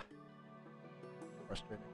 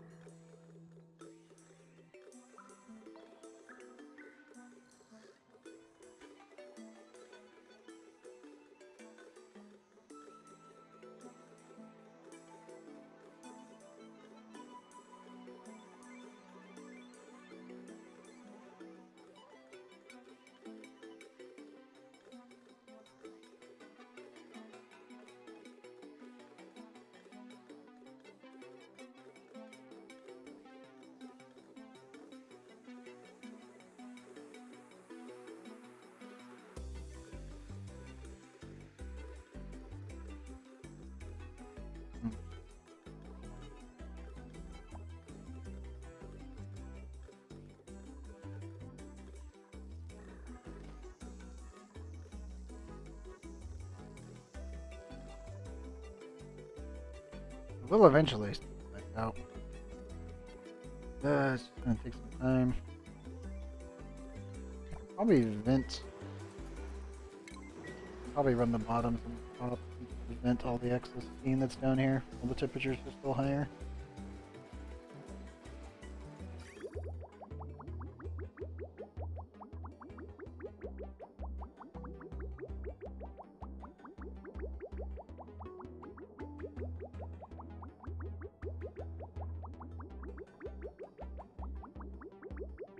Three kilograms. Okay.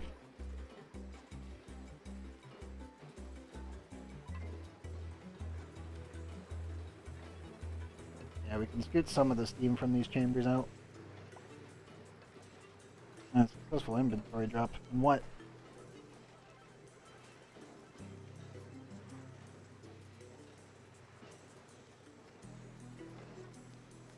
In what game, though? 'Cause again, I don't know what game you're playing.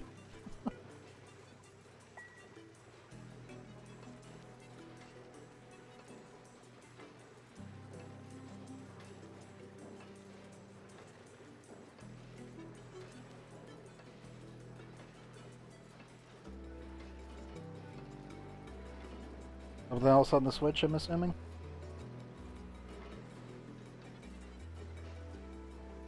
Oh, gotcha.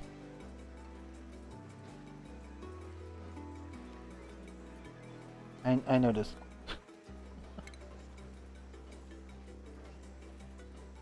Let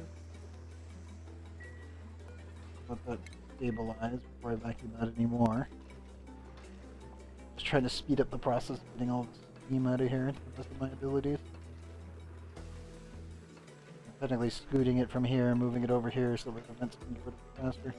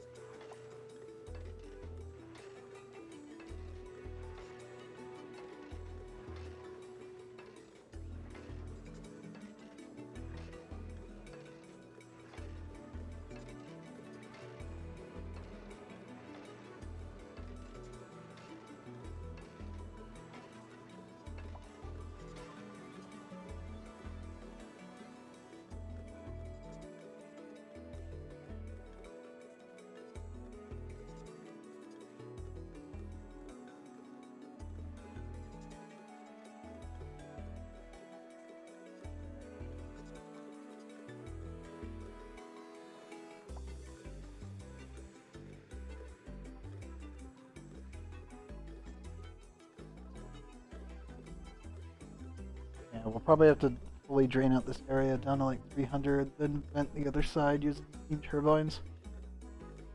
Just to watch it the entire time. Because it gets closer and closer, we'll have to keep checking in on it. I'm just trying to see how the flow will work. As you can see, we kicked it down to 470, and now it's already back up to 480 because it's slowly seeping its way back this way due to pressure. It's actually working pretty well. Going much faster than we've got two set up. Wondering which pipe I was going to have to borrow from, what, 2 episodes? Which one do we want to take? Oh, I was pretty sure I could take this one. On up too. Gas pressure wise, we're doing okay. Worried about it. Same over here. What are we at? Oh, we broke 100. Yes! Here comes the next pile. Very successful. We're at 100 tons of igneous rock in one spot. Beautiful. Now, hopefully that doesn't form a black hole. Thankfully, I'm pretty sure it can't. But that would be very bad if you were able to stick 100 tons of igneous rock in less than 1 meter by 1 meter cubed. Pretty sure you'd start having gravitational problems near that. That would be very bad. They're rapidly draining all of the extra lava out here. Yep. Down. Oh, yep. It's fighting me. I will win, lava. I swear to God. Iron Jesus may try to beat me in other video games, but I will beat him to a pulp here. Cannot stop the inevitable. We will clean this area out and we will gain access to this god dang sulfur geyser.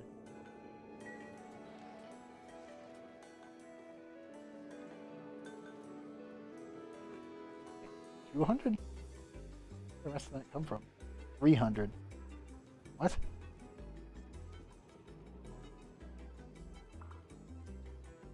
Okay, that is seriously generating really fast.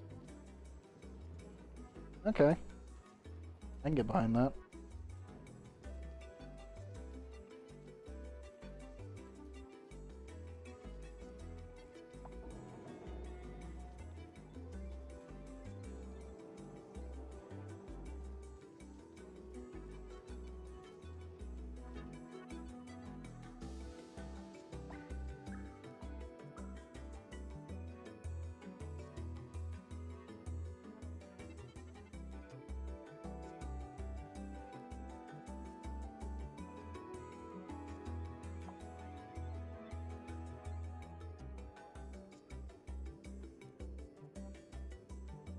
Yep, definitely fighting. Cooling solution is working.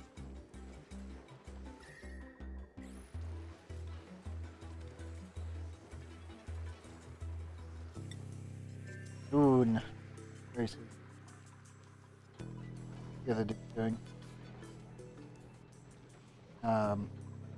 Oops, end up adding too much. You've added too much. Damn it. Now what?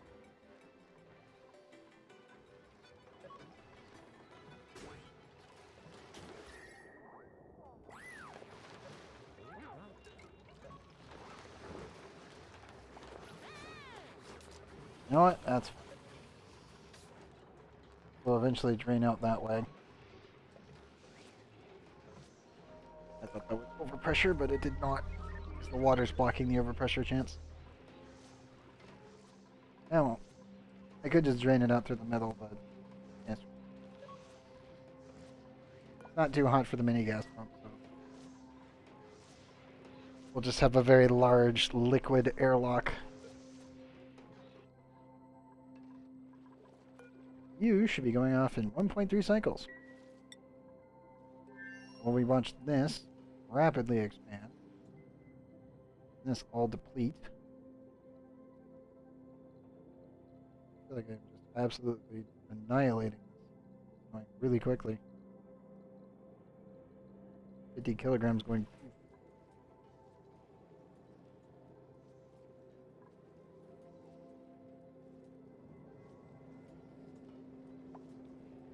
So much easiest rock. Well, that works for me. Well, the faster we get to this, the better.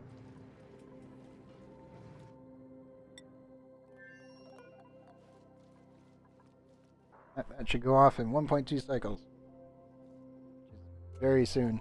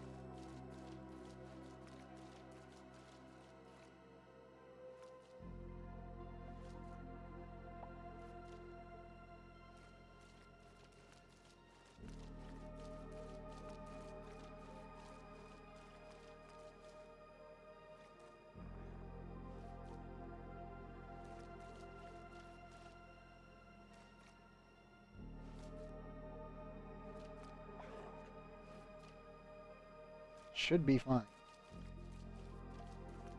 Still worried about this thing, like we're gonna be cooling it too much, and that's where I'm just kind of like sitting here like, hopefully this will work. Should be able to teleport through this material. Can't. When the lava meets here, it should be able to transfer this direction. It shouldn't go back up. The only available tile is this. Still worries me. In all honesty, this still worries the hell out of me. That's why I'm like, it could blow up in my face. Don't know. It shouldn't, but it could.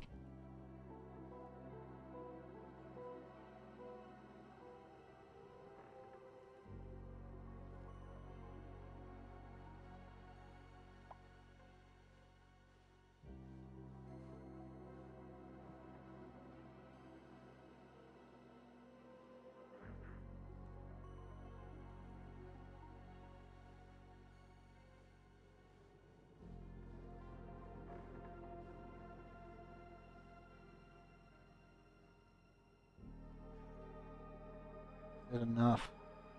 Too much.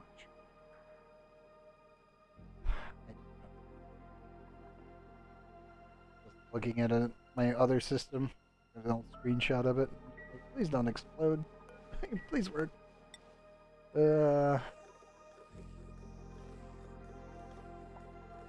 Should function like it's always functioned. No. But impatient. I mean, like, maybe if I speed it up, it won't completely explode. Nope, nope, nope, nope. That's pretty much what happened.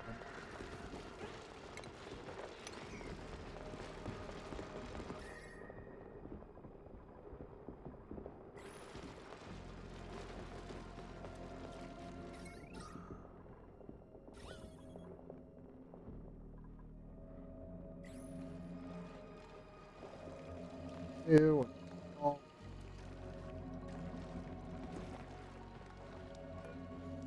Might want to separate. That's because that.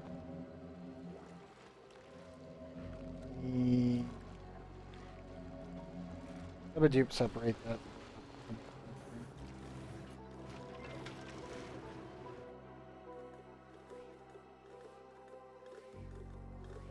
One. You're definitely on. Good.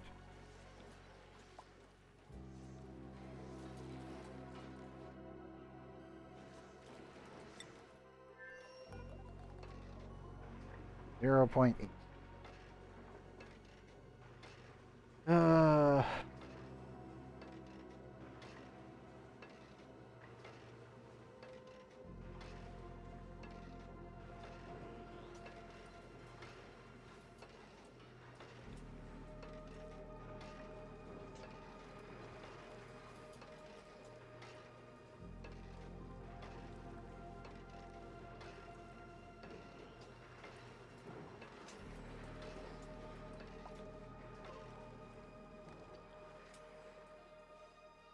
all works.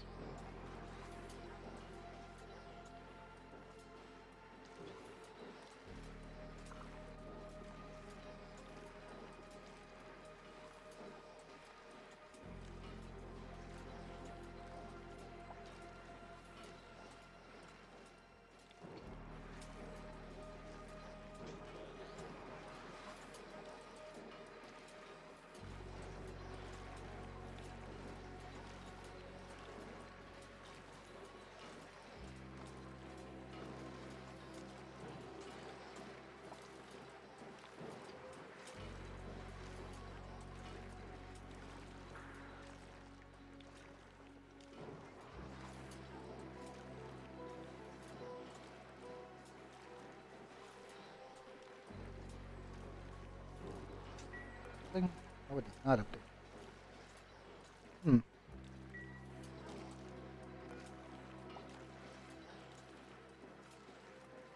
Technically, this should go off the second it activates, but might not. Wait and see. 6.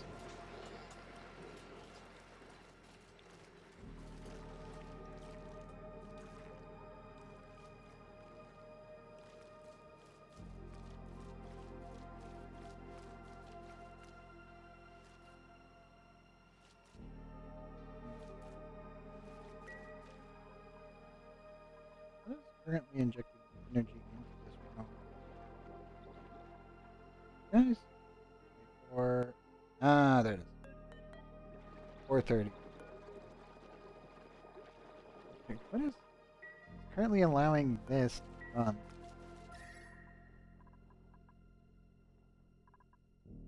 Pretty sure the temperature is good. Yeah.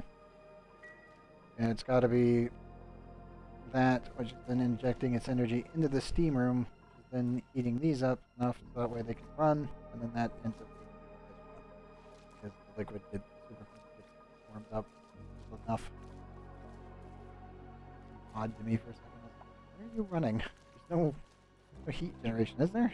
Oh, no, there is. 13.9 tons of 430-degree igneous rock.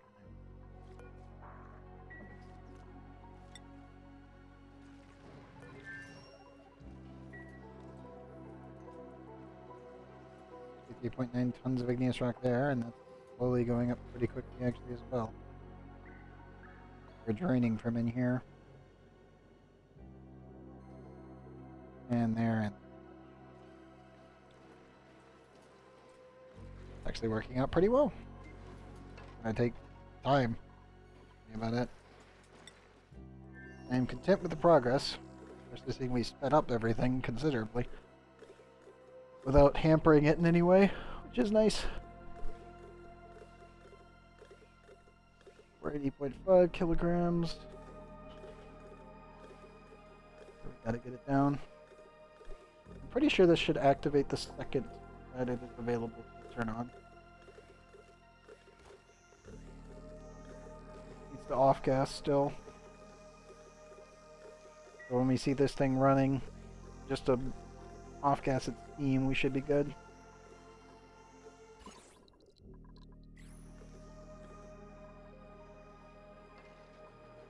I'm still worried about this though. I'm cooling it too quickly, but then I'm like, we gotta get rid of it, so. These are all off. Fine.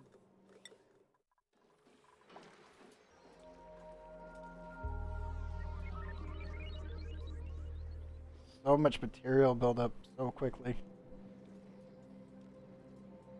Like 100 kilograms of igneous rock every like 3 to 4 seconds being converted into material instead of lava. And the temperature in here is down to 2. Stabilizing.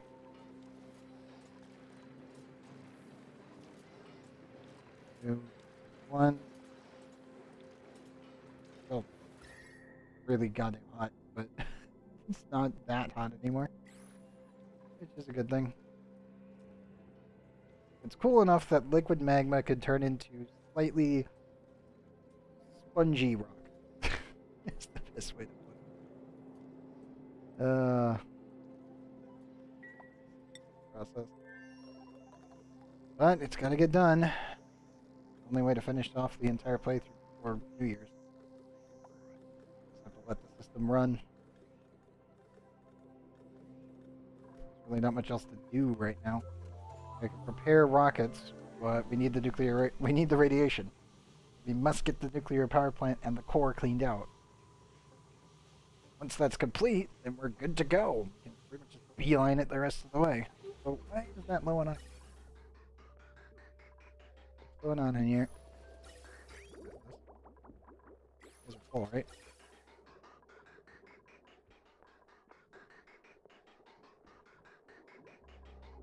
It's not really running. Where are you? Fuck it.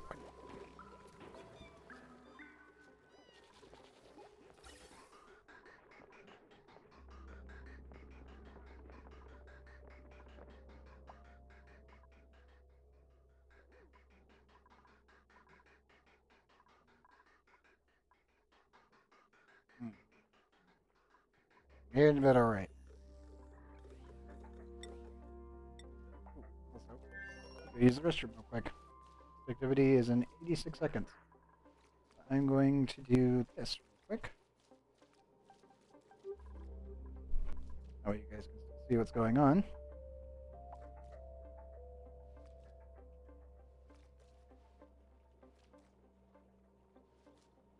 I'll be right back for the bathroom real quick. Also, that is not updating at all. It should be. Next activity, 86 seconds. That might be bugged. I'll be right back and then we'll figure out when I get back.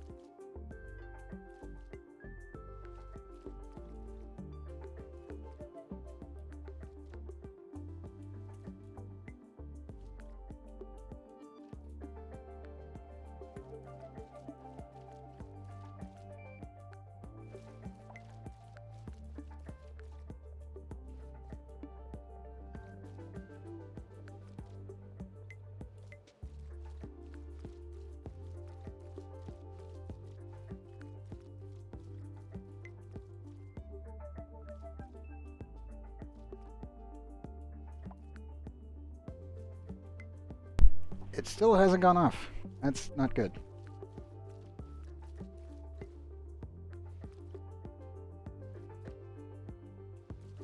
Now, I can add this to the pile of bugs.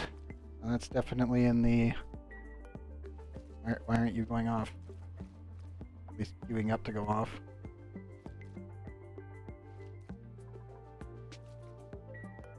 Okay, now it's actually showing its proper numbers. Like, when are you going to actually erupt? Or when are you going to activate? 86 seconds. 86 seconds for a minute.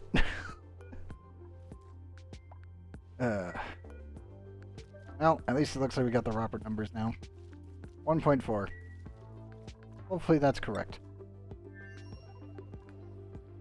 Already up to 88.3 tons. Also pretty good. This will eventually break here. We are dramatically improving our cooling rate over there.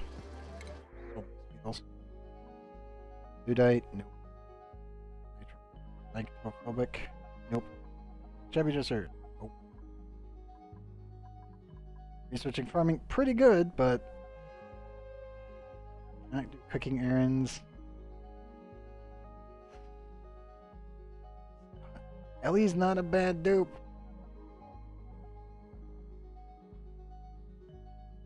Just not a good dupe. Because it's really low. Wouldn't mind it though. Ellie would not be a bad dupe. Just would require a lot, and I mean a lot, of training at main base.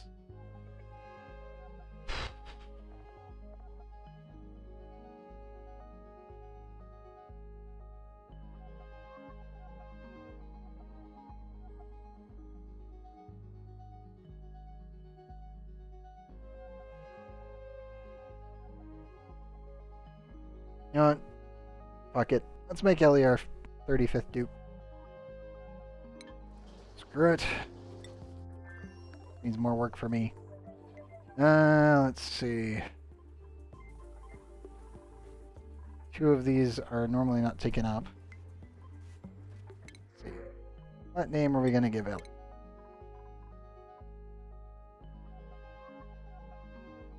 Arya's already here. Pencil's already in. Mia's in. Fox is in. Ever add Zalos? Oh, shit. I don't think I added Zalos. Let me double check. Hold up, guys. Fast. Skills, because it's much easier to read through here. Looking for real Zalos. Pretty sure I haven't added them out. I need to. Yep, we need to add Zalos.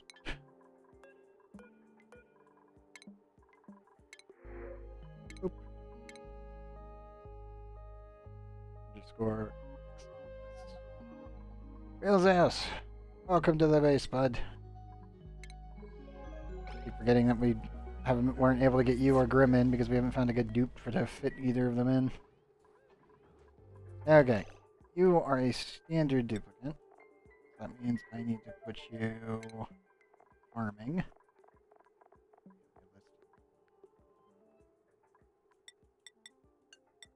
Help with researching. Farming is your priority. Ranching is a no-go for you. Building. Digging negatives. Flying high. Storing minimal. Decorating no. Rocketry. Name. You click rocketry. Tidying. Put you low on tidying. Doctoring, low. Smuggling, high. Operating, high. Where'd they go? And seeing you're doing farming. Tax. I'll show you in a second. Just putting everyone on there, putting their new schedule in. And we'll be on day team or night team 2. You know what? Day team 2.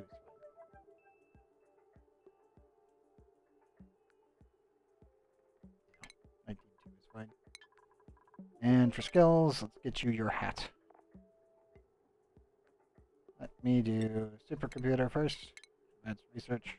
So we can get your skills better. There you go, bud.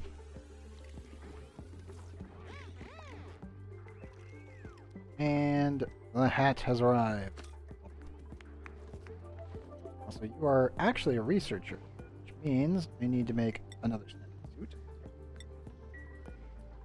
And I need to make... Where's the purple one? Aha. There we go. Okay, over on Butalin, this little guy was stuck in his activation phase at 86 seconds. Finally got his proper cycles now, showing at 1.3. But he was definitely having a not great moment. Wasn't calculating when he was supposed to activate. Just stuck there at 86 seconds. Well, that's not good. So they had to go to the bathroom, came back, it was still at 86 seconds. It's like, thanks game for not updating. Good bug. 3. We'll have another stack of 100 tons of igneous rock. That should be breaking soon.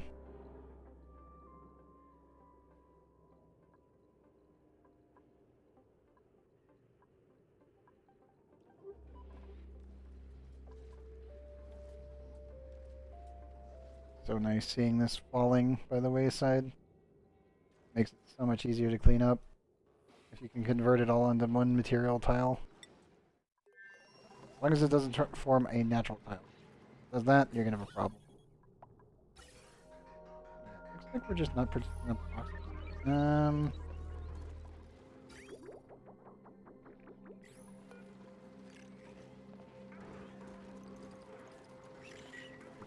Real quick. We have plenty of excess water, so it's not that big of a deal.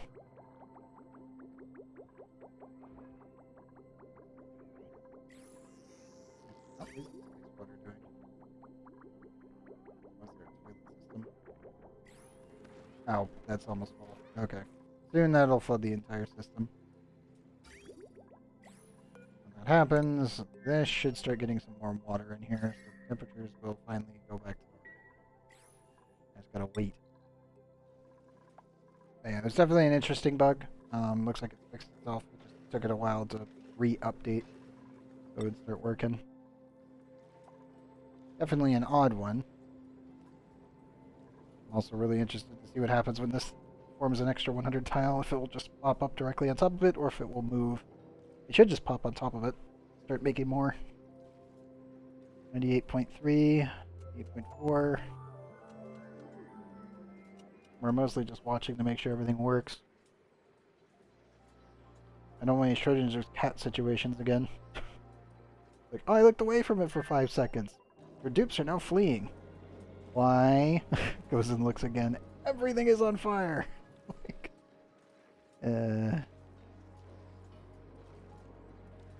99. 99.1. 2. 3. 4. 5. 7. 9. And there's 100.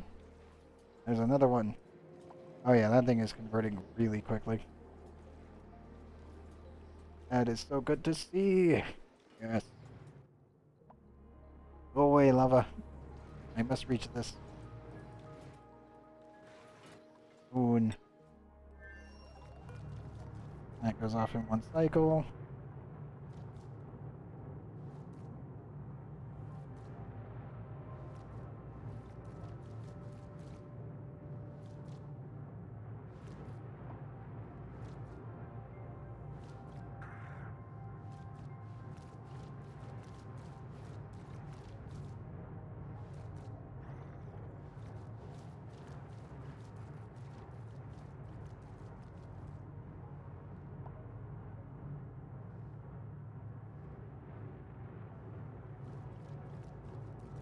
Oh, that's actually updating now. I don't know why I did that earlier. Just a graphical bug, maybe? I don't know. It's still working, it's just acting up really weirdly.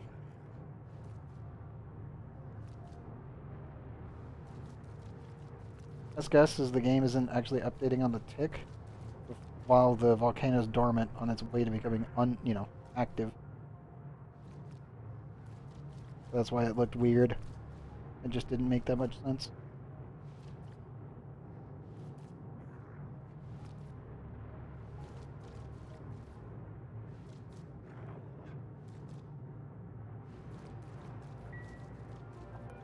I'll go off pretty much right around the end of this cycle.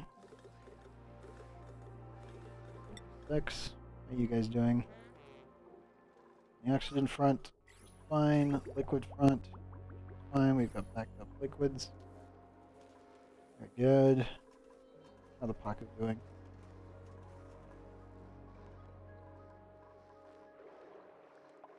They're doing okay. And grub grub.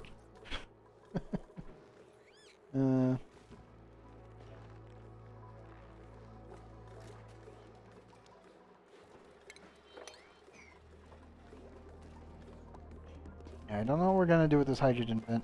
I'll think of something. Pretty sure we're just gonna have to block this thing in.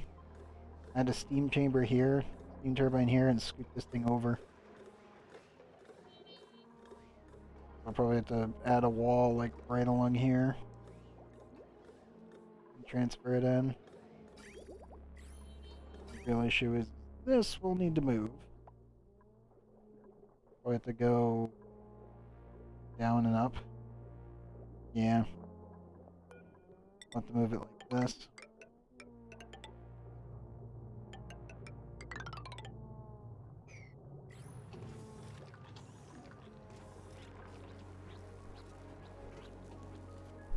I wouldn't mind having the excess hydrogen. It's a nice fuel source. I don't really have to think about it. It's extra anyway, so no biggie.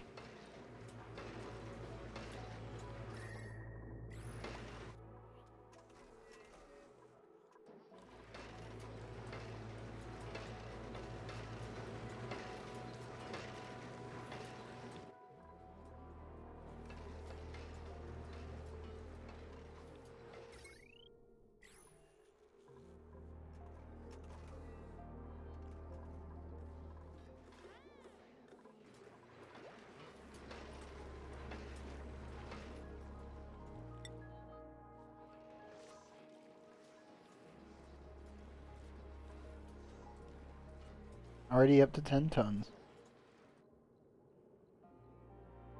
Oh man, it is progressing pretty smoothly. Yeah, we'll come back in here and repair this soon, I think. 4 degrees in there. 60. Not bad. Not bad yet. How about you? 0.6. 0.5.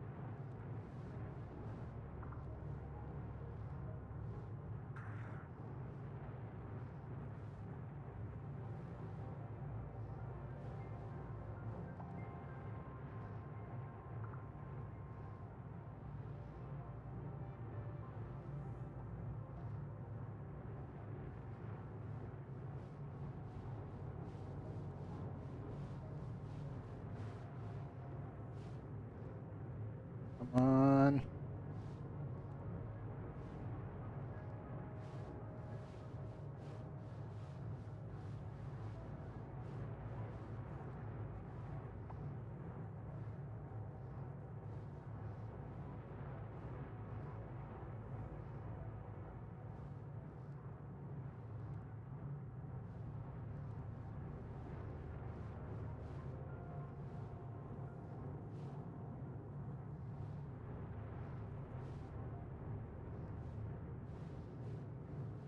Should be going off this cycle.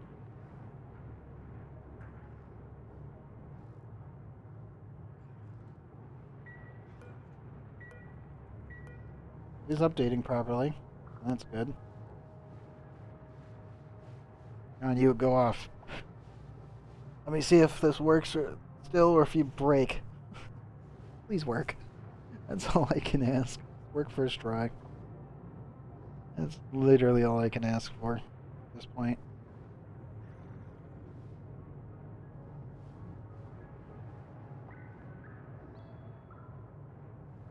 As long as when it turns into material here, it doesn't bubble back up and it goes out this corner. If it doesn't do that, we're going to have a problem.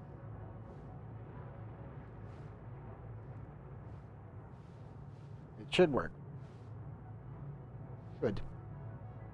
Proper terminology. I'm still very worried about it.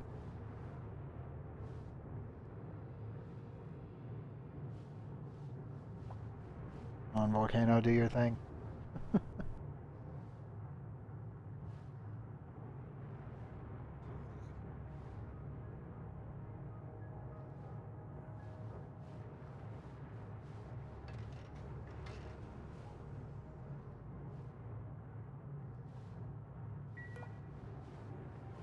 Go off at night? There's a high likelihood that it will.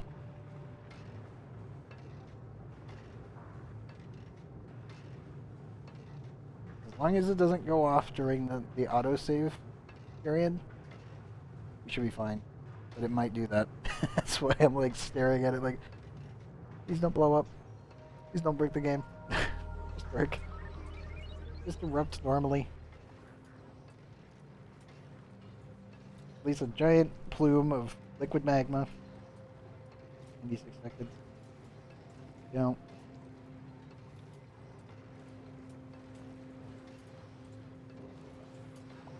Yeah, this thing's actually probably gonna go off right before it becomes day, or right as it becomes day. Oh, that's concerning.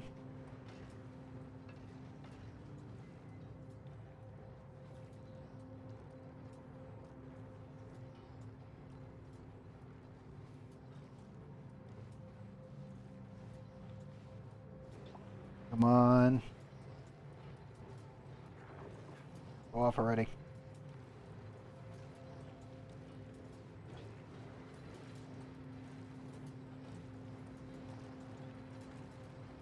Nine. 5. 3.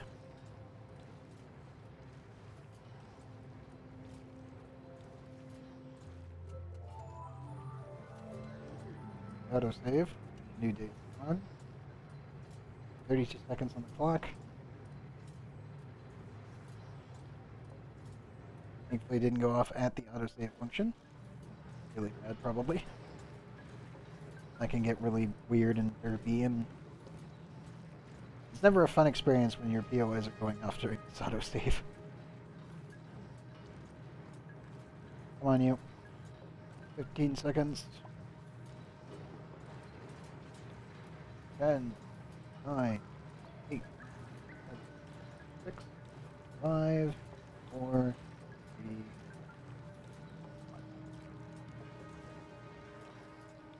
no. Keep trying to reach up to the corner.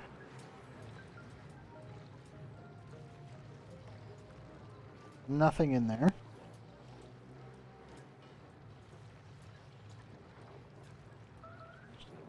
Temperature. Aim, I am not paying attention to radiation warning. You're dealing with an active volcano. 1,700 degrees.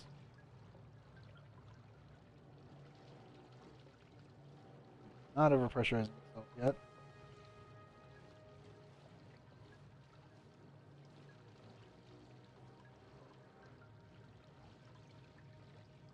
Is there a tile stuck in there somehow? Again.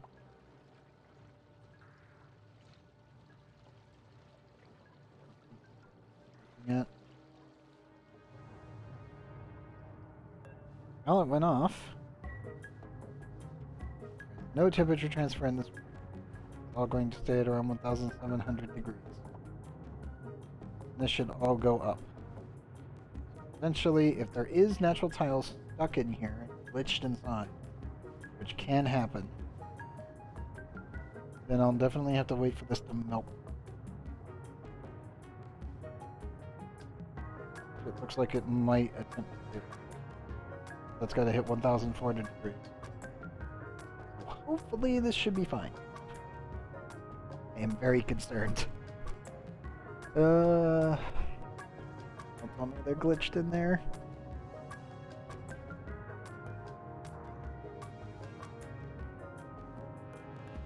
Yep.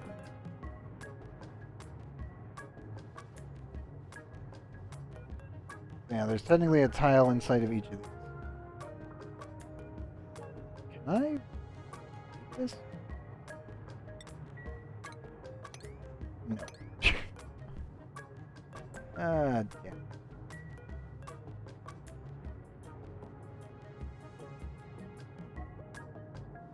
Well, hopefully the magma will be warm enough to warm these up. They are going up in temperature. If it turns into magma, which will be at 1,400 degrees, then this should start flowing properly. Hopefully it won't form another natural tile. Should be warm enough to kick it up.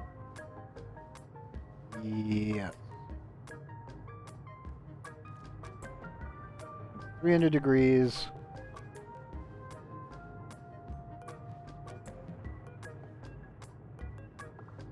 Yes, it should be enough. Well, I'm gonna have to come back here and check on that later, but I think we're good. Just have to wait for this to melt. Once this melts, the magma will form from it, right in there. And once it re-solidifies, over time it'll lose its heat to this corner piece, and then it will actually pop out. That's the hope, anyway. I've done it before, and it does work. Just really finicky and very glitchy. You're technically squeezing the magma through the system.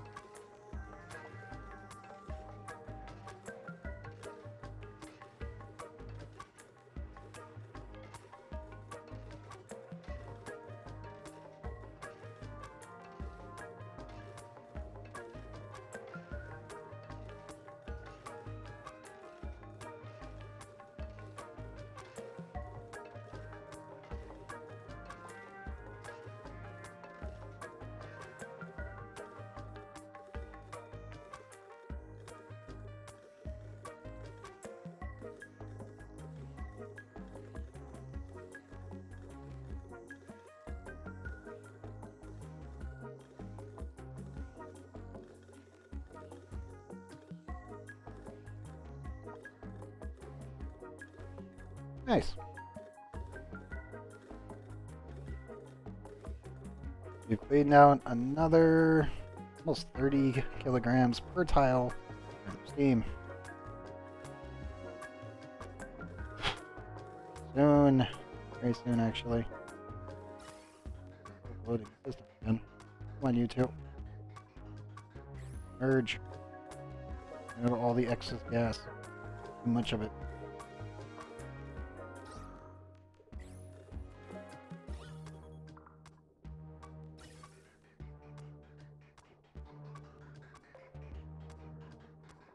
Normally I would never want to be dumping this much, like, steam out into space, but we have so much excess water, I don't care.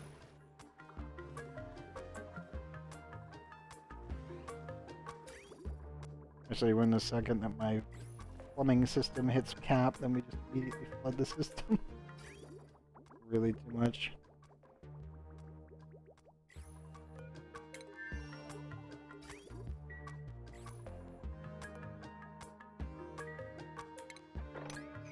water breakage. Probably re-disable the bathroom in here so I do stop running it. I don't mind if they do because the water's too cold already, but I think that's plenty. That's plenty.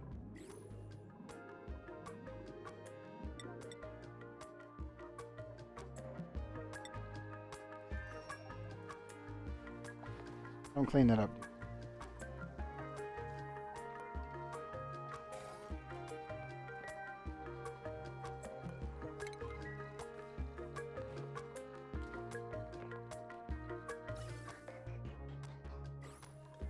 Refilling that rocket real quick.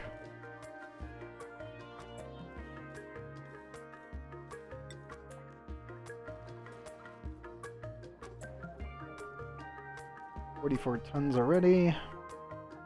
Yep, it broke. Good, good. Yeah, we're just draining all the magma out of here into this tiny little area and turning it into natural material. Very nice. Up to 50 cycles. That one's already melted. There's an igneous rock in there that is at 1367.3 and climbing. Hopefully once that melts, then we should know.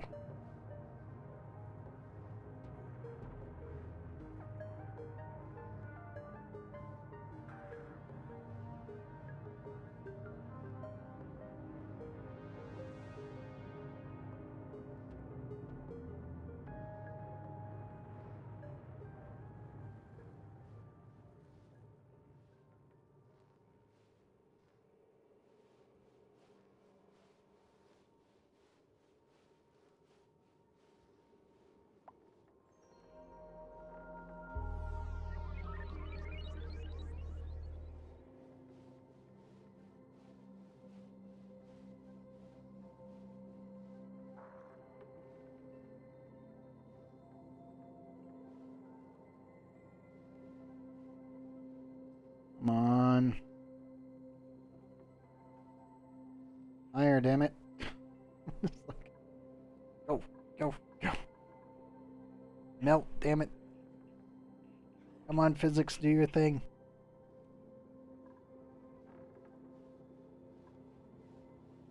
It's at 1640.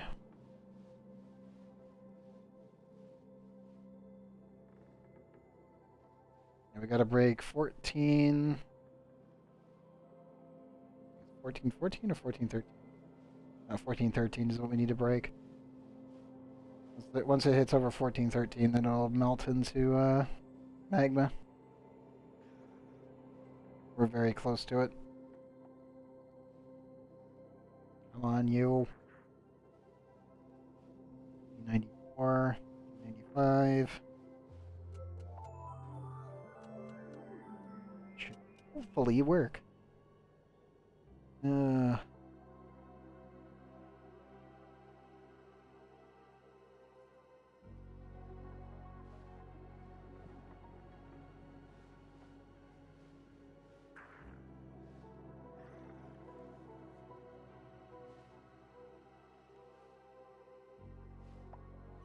1399. 100. We are rapidly approaching melting point. Come on. Volcano, I believe in you. Wish to utilize your energy. Oh, please. Melt that.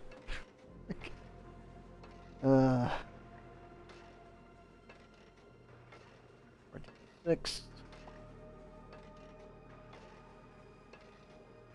7. 8. 9. 10. More degrees to go. 11. 12. There it goes. Okay.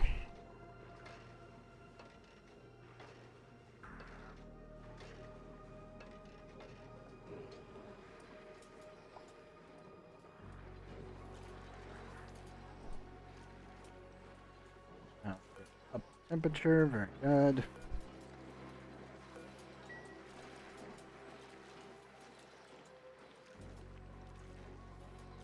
Natural cooling will start to kick in due to transfer between this igneous tile and this igneous tile and the surrounding environment. Hopefully this will happen pretty quick.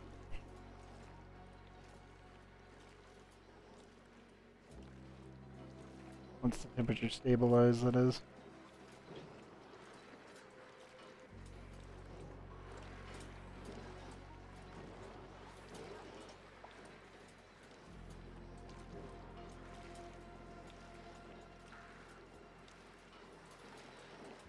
And eventually all of this will start to heat up a little bit because the steam will be getting booted out and moved up.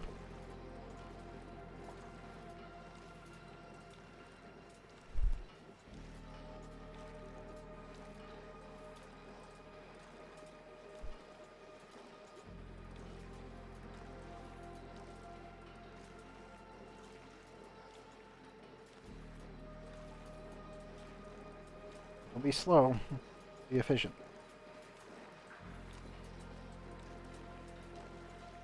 Good to know. Those are all melted. So I think we're good. You can just kind of leave this system to run. As long as I don't flash freeze it again by accident, then I think we'll be okay.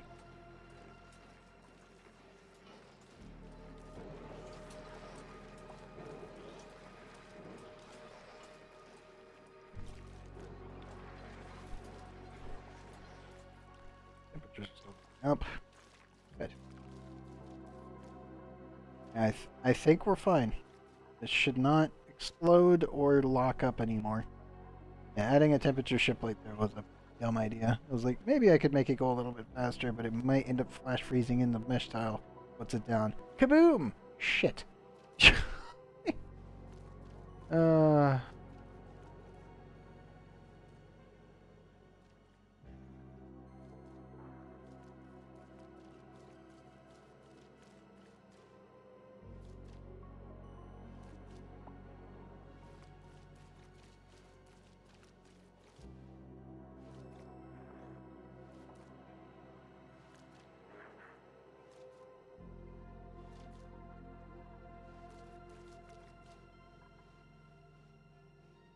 Still going up.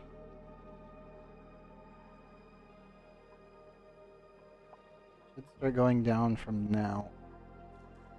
I think we'll be okay in there. I don't think I need to worry about it. We'll check back in a couple of minutes and see how that's going.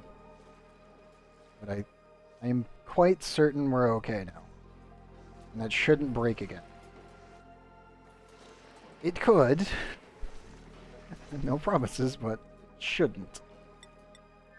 Those kinds of teleporting materials / squeezing lava is definitely finicky as hell. When they work, they're fantastic. When they don't work, you're just kind of banging your head against the wall going, please work. Just function. Do what you're supposed to do and go through materials. Thanks. Squeeze through that corner. That's all I can ask.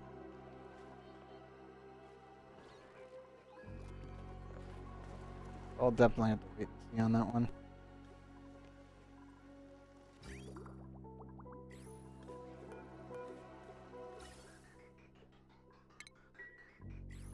And rocket build is good. Anything else needs to set up? Looks like it.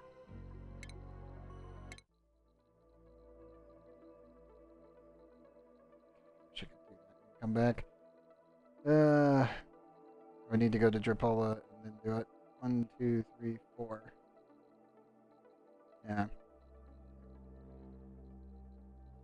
We have to go back to Drapola and then take off.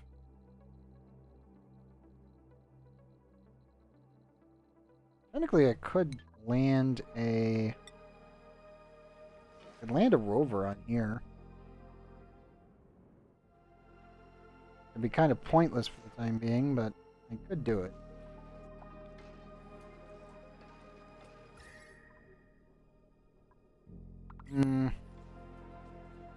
Eh.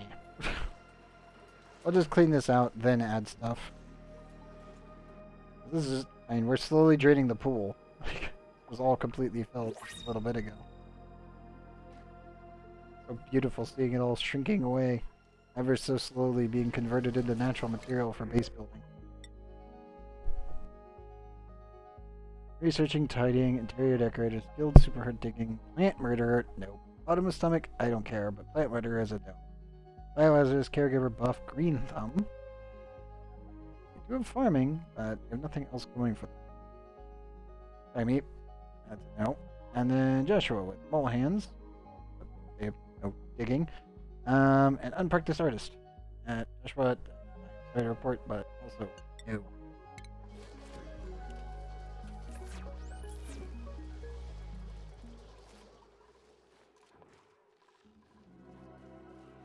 We'll grab this week.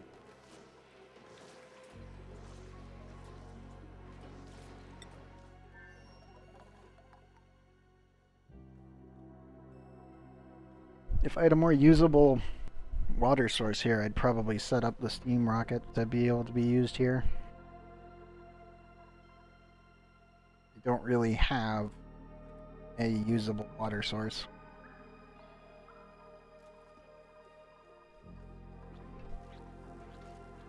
Oh, besides recycling dupe piss, which is not a good thing in all honesty, but it's something.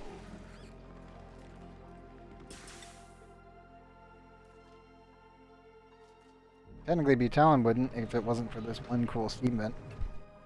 But now we have an infinite water source, so don't really have to worry about them at all now.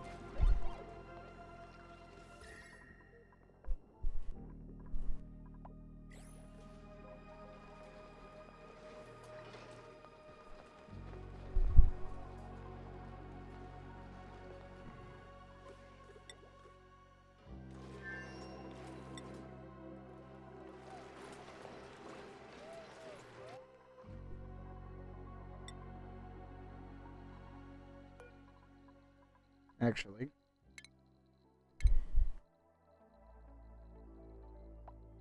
can I get over there with the nuclear rocket and come back? Yes, I can. Same with there. I just have to wait for the fuel to get completely filled.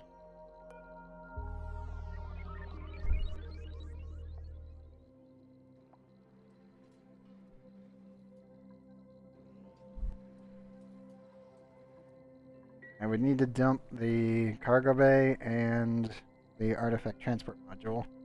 Slap a rover module in instead.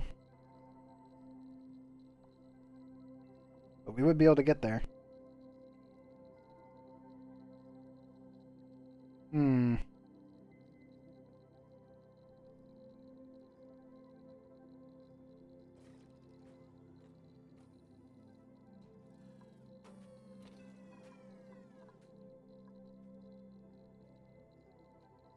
Yeah, you know what? Screw it.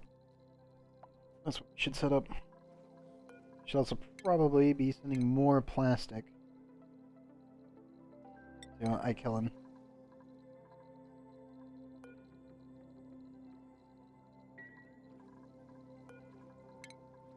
Let's refill the rocket first before we start doing anything stupid or crazy.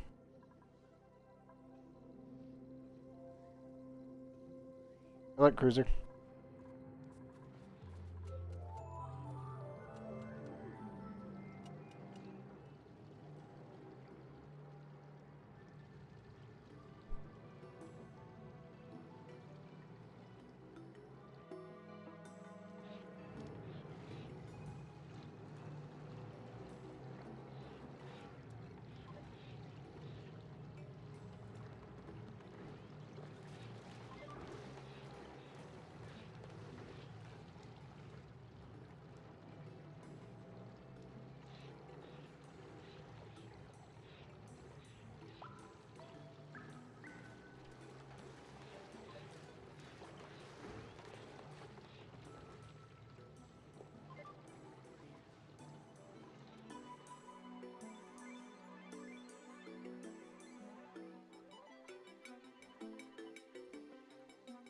Check on Ikillen real quick.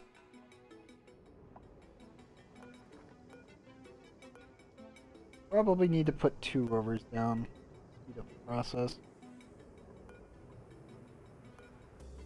A lot of ethanol for all the stuff we're gonna need. Super coolant. Chase. Water, more ethanol. I'm sure I see some plastic somewhere. One of you has plastic in it.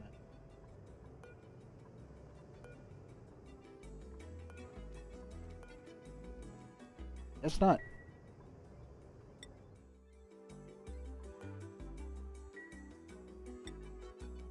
Yeah, sent over a bunch of fuel just in case, and also super coolant for our cooling loops. We got it. I'll need to start sending over plastic. That way we can speed up the process of getting a rover and everything around the base faster. Actually, I have to check.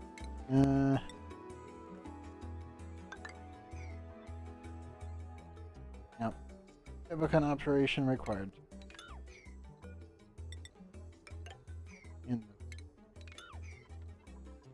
That'll be nice once we get there.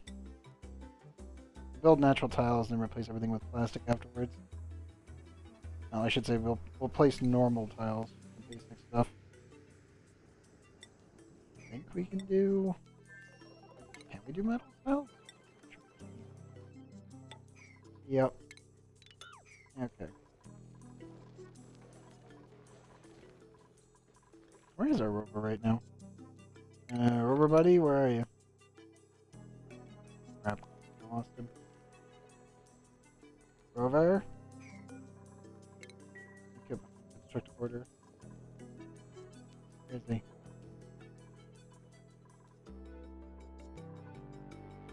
Rover. Heck, right.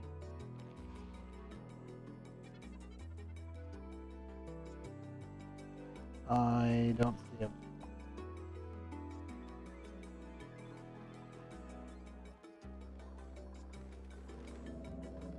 Go down in the port? No.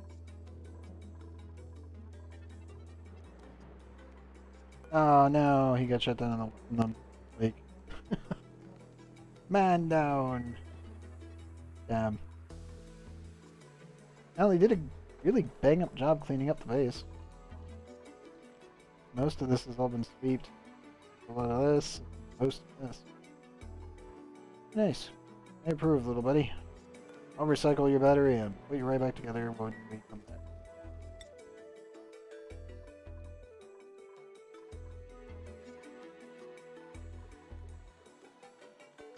We're 67. Oh, go faster. God, I'm dying inside.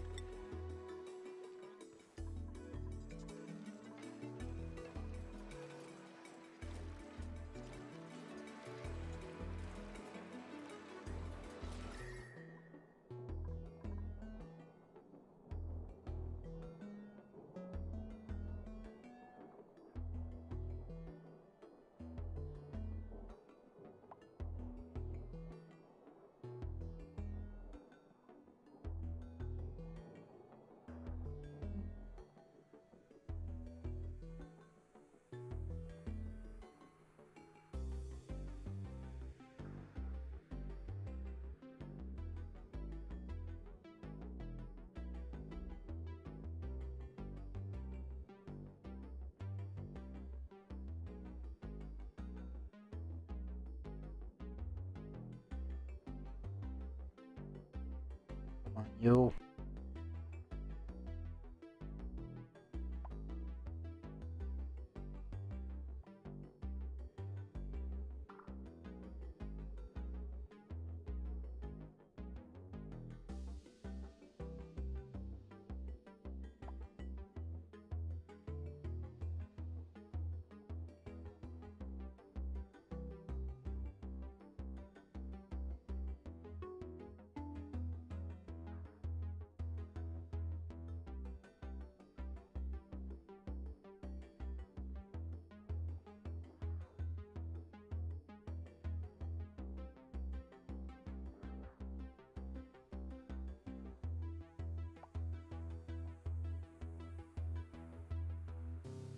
Hmm.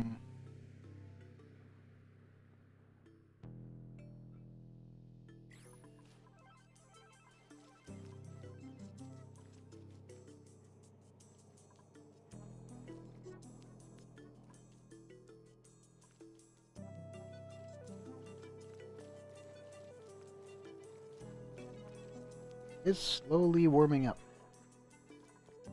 Really slowly. Not even that much mass in here, it's only 34 kilograms.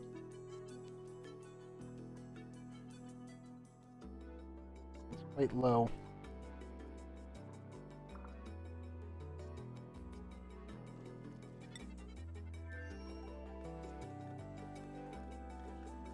We should be able to reach 450 tonight.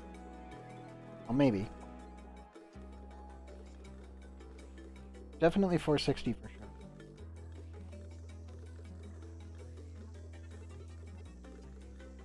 I'm glad I repiped the extra one. Moving 2 kilograms per cycle or per second is pretty nice. Really goddamn slow though. Just because of how much mass we had to use to cool down the planet. Couldn't really half measure that much. It wouldn't work out so well if I tried.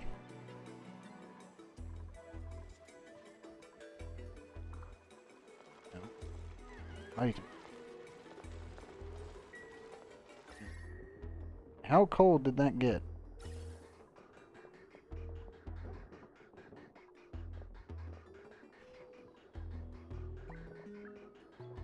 Why are you randomly stupid cold? What? Game? It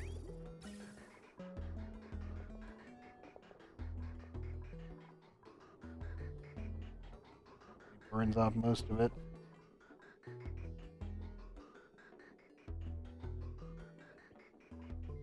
Well, I guess it's just too cold for it. Okay,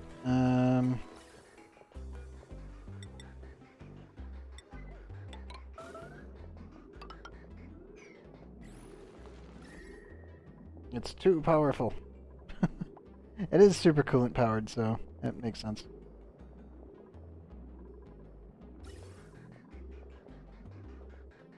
We just replace most of this.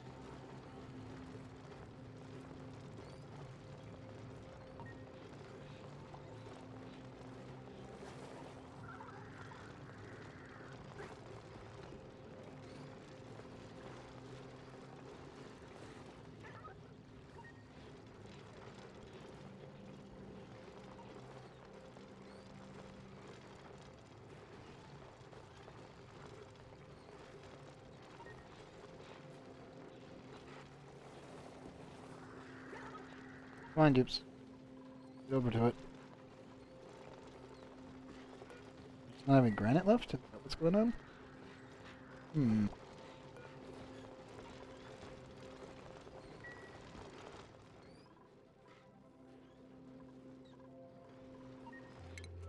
I can just cancel that and then switch it over to igneous and just do that.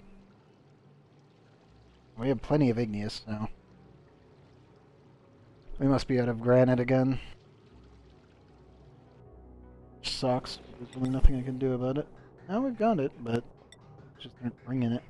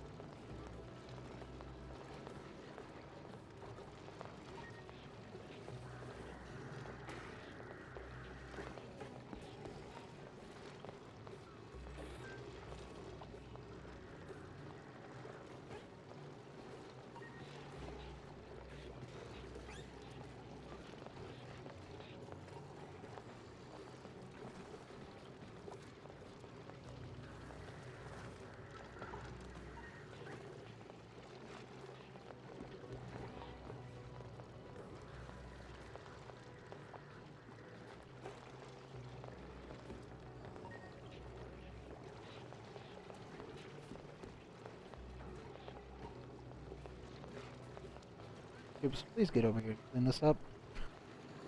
Way too cold now. We don't need as much cooling pipe as we did before.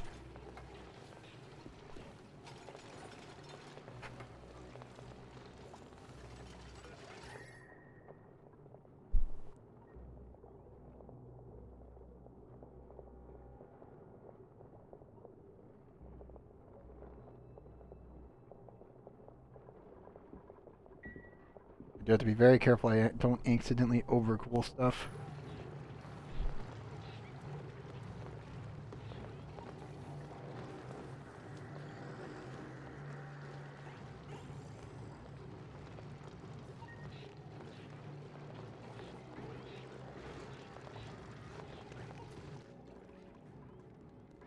And I also need to somehow figure out a way to increase oxygen production for this. As pipe priority is a wee bit busted.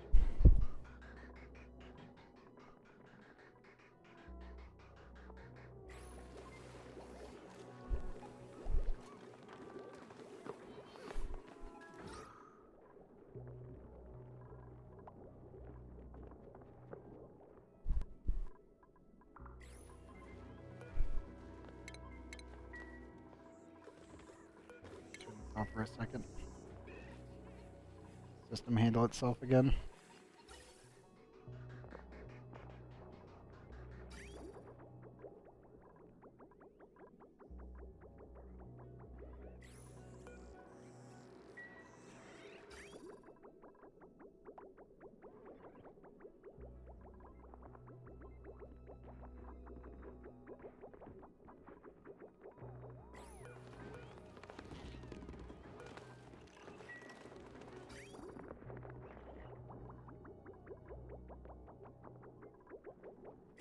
Entire pipe being run 24/7. Temperatures are fine, but warm.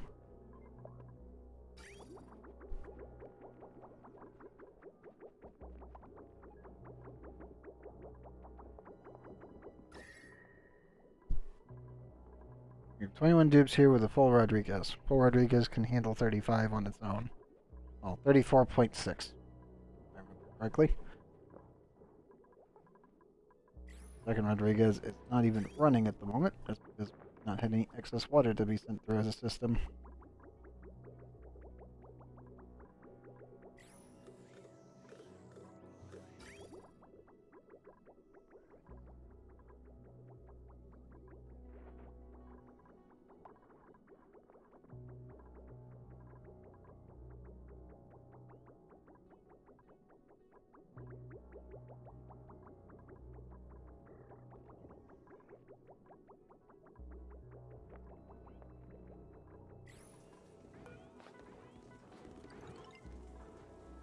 There we go.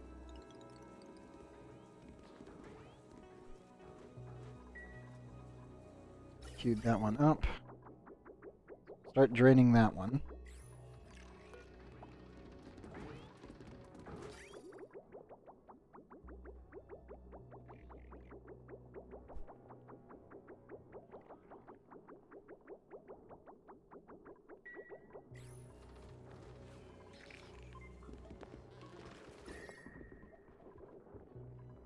Yep, it's 25 degrees in here. It's nice and like lime green. What do you mean you're cold?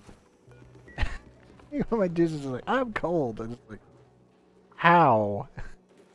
Explain. I'm confused. How? I perfectly set the temperature. What? Concern.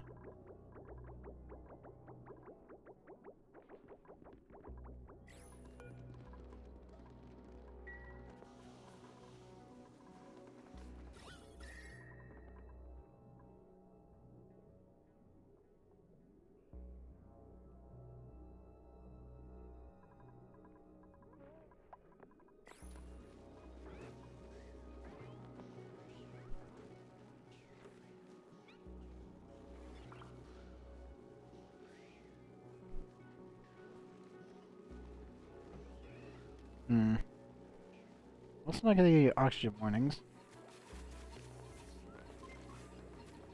think we're doing okay on that front. Seems really odd.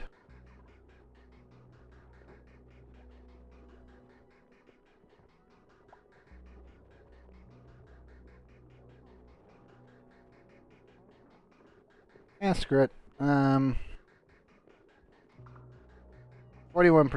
How much you need left? I'm just gonna guess at that point. I have no idea how far you are. Or where you are on the list, but screw it.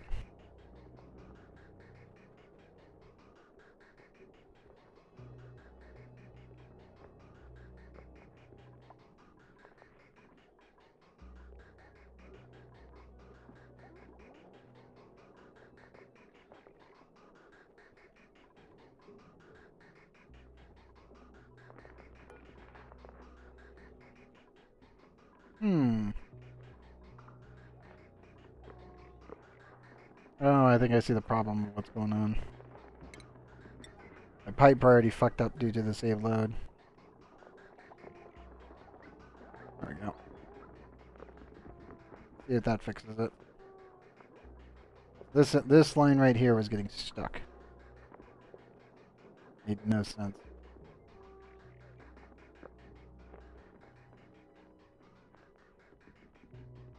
Yep, okay. That should allow for more stable functionality.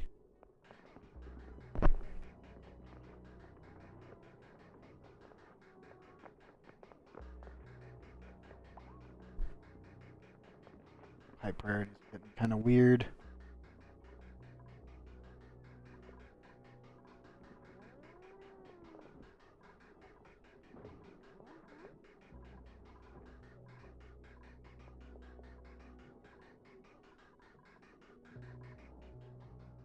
All those are filled up, which is good. This is now full. The throughput is back to normal. And this is now back to almost normal. I get really annoyed by that.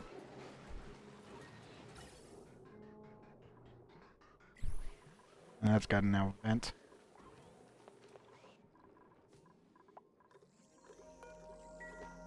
I let it go for too long.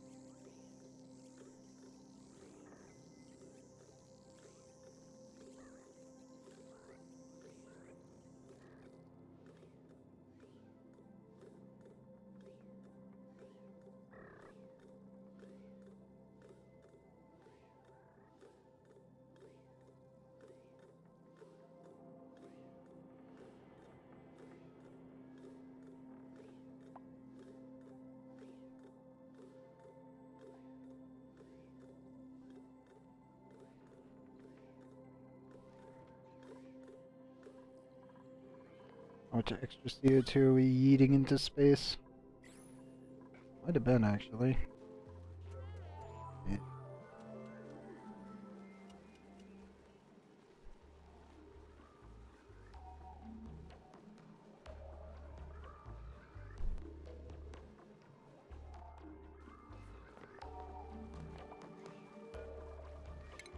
Step back for that. That back on. I'll be happy when this is done. My exhaust pipe will be back to normal.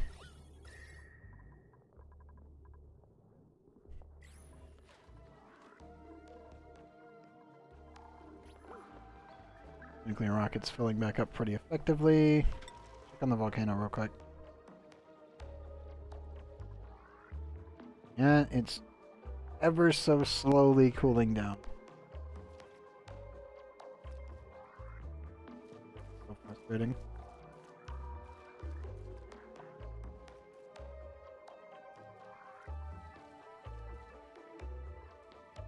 I feel like I should use a temperature shift plate again, but I need something that will barely transfer temperature at a very slow rate. and can't melt in that temperature in the first place. That's the problem. Really not that much to work with. And maybe coal?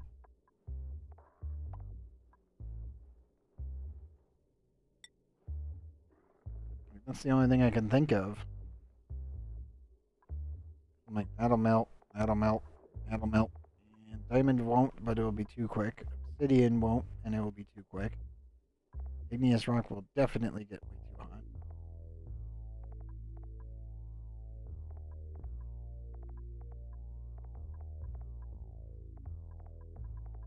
Ceramic? No, that wouldn't work either. That's also would transfer too quickly. Hmm.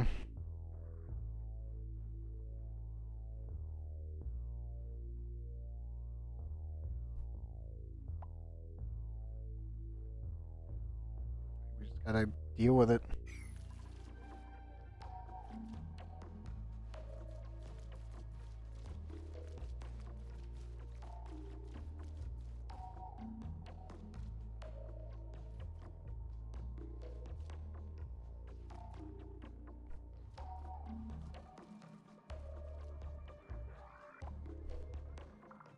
Love to be able to put a steel tile right there, but that would also transfer temperature way too quickly.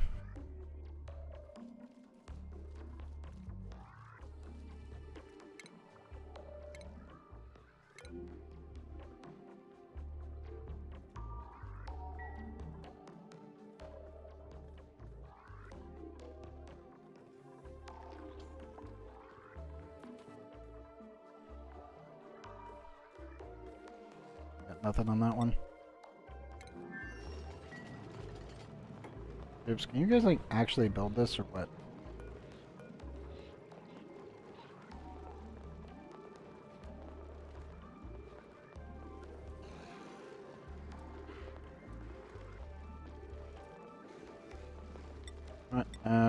Horde, you're allowed through if you ever come back. Remove, you're allowed through. All of them are allowed through. There should be allowed in. Yeah. You guys got food poisoning though at the moment.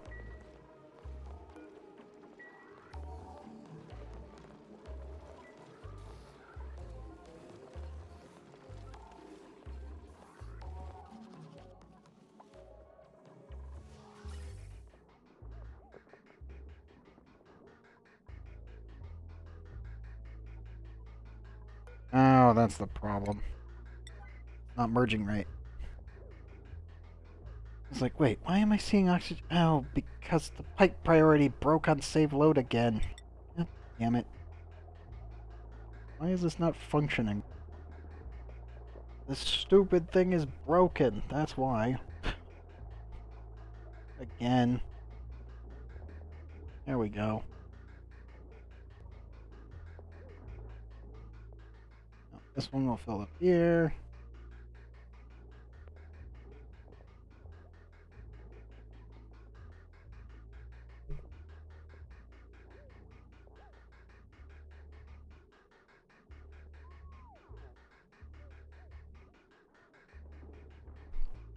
Yep, the pipe priority completely broke.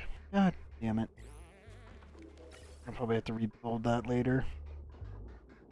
If we reload the game. That's so ass.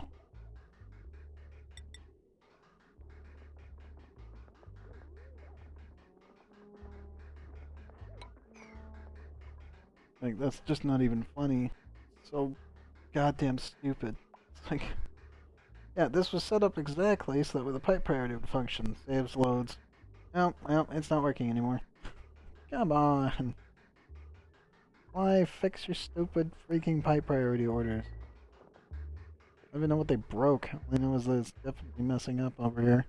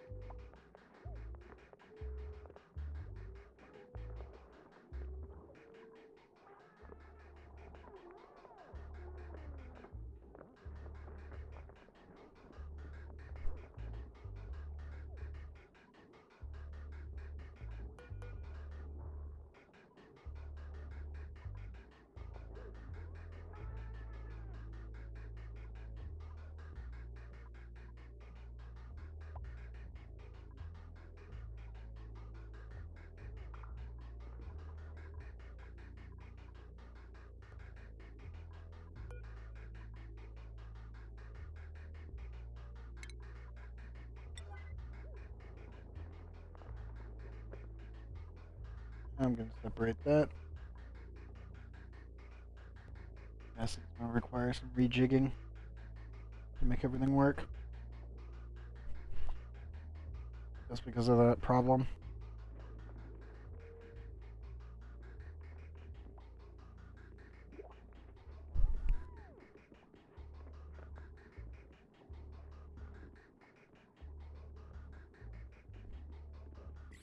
I have to redirect a lot more oxygen over here. Hey, fried mushrooms. Rocketry 8. Flatulent critter version. Nope. Ellie is not bad, but we can do better.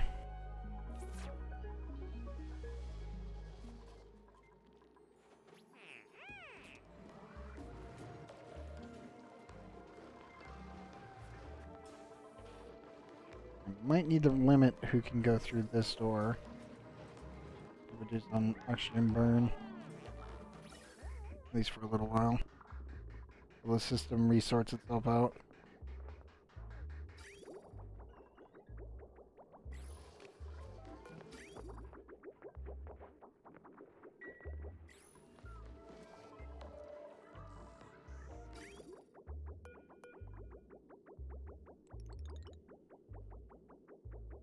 There we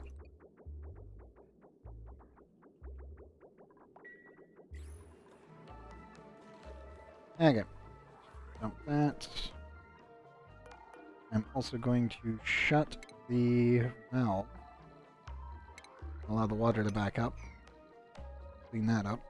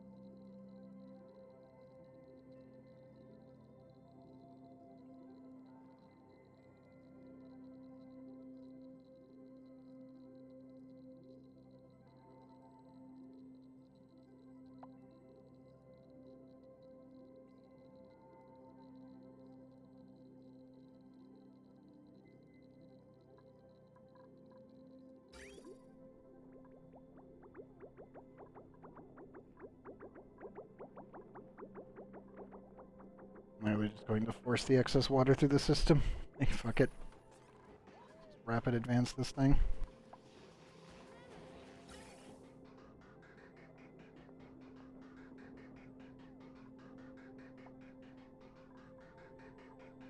Yeah, this should be merging. It's not because it's glitched.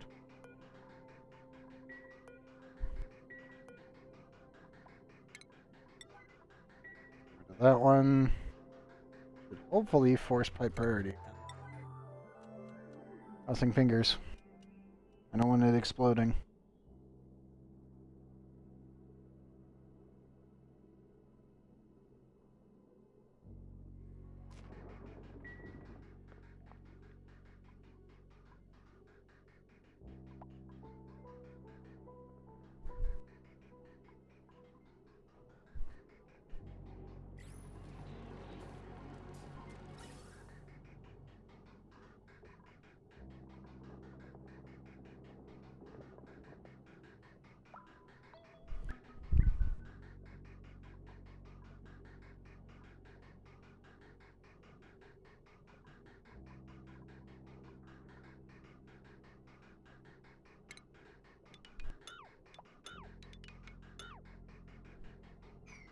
Actually, I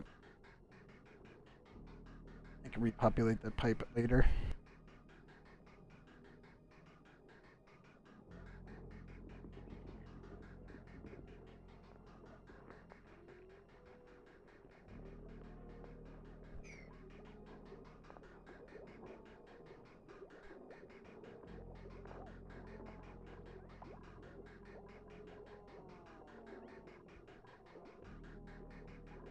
Those two not merging. Weird.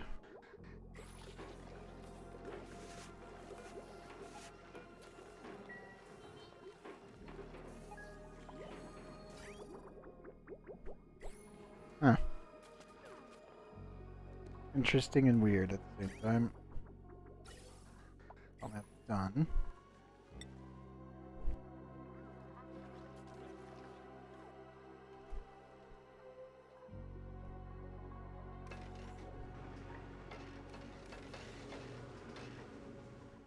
This is the thing that concerns me greatly.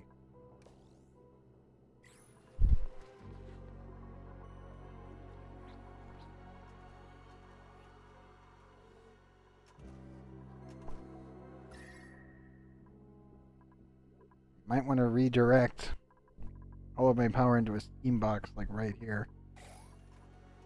I was thinking of maybe applying it into this, and then adding steam turbines onto it and slapping a bunch of steel smart batteries inside. So we can maintain power without much issue. These two are the most important. This one is not. Not in the same degrees. This one just keeps everything, all the outside cooling at about 15 degrees.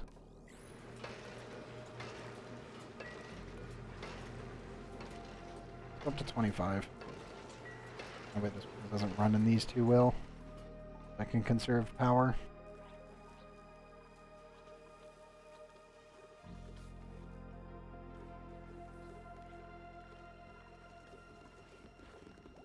Base is improving. It's very slow in the process.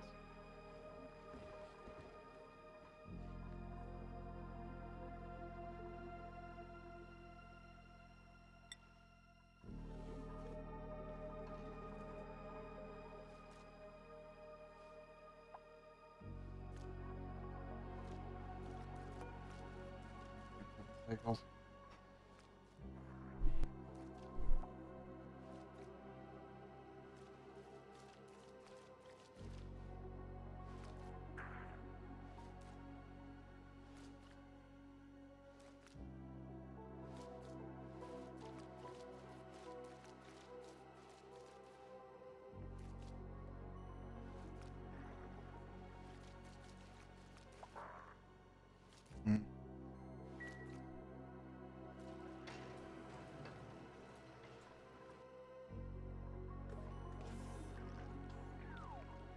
I'll have to double check on that one.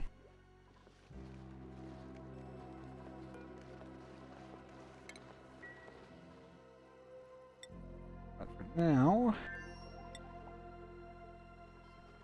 come up 16, 18. Let's check on everything a little bit more efficiently. Alan, how we doing? Yes. Oh, thank goodness. Temperature check. 347. Oh god. That is hot. 360 on that side, 340. Oh man, that is hot. Okay, 1, 2, 3, 4, 557 tons of igneous rock. Oh man, that's a lot. That's a lot of lava that we're cleaning up. I'll take it. It's 500 tons in that one tile. That's looking good. Yeah, slowly but surely we're cleaning this up. I will get access to you soon, Liquid Sulfur Geyser. Good. No. It does not. There we go. Well, nuclear rocket will be ready for next episode for sure. I'll definitely have to start sending some plastic over before we're done.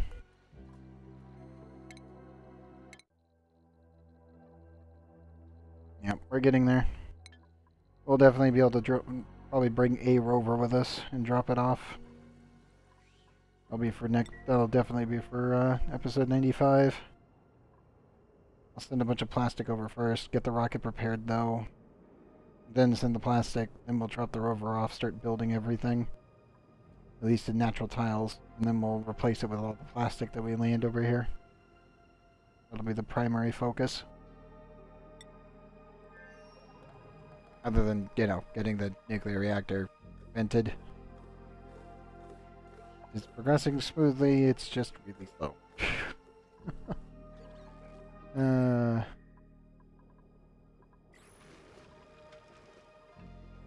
Because we'll have to vent here, then completely vent this out. I may convert this back into water and then ship it somewhere else. But this will have to go for sure. Because I need to expand this area all the way down here, which means we'll get our one... Next. 1, 2, 3, 4, pretty much. Still not a full pipe, though. Not even close. No, we're getting there. We're just not there yet.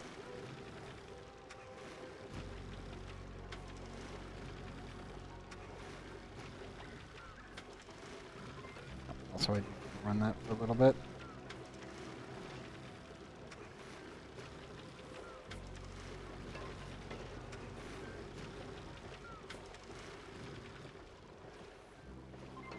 Get rid of the rest of that, so I can probably go back to 0.5. Let this excess polluted water finally go away. Got way too much of it.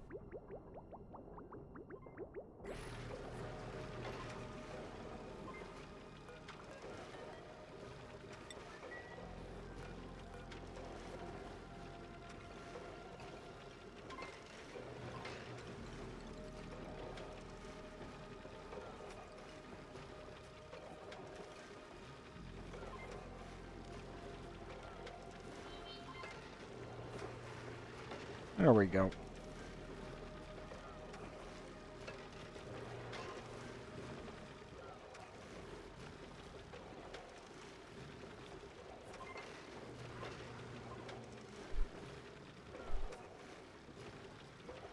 One second for every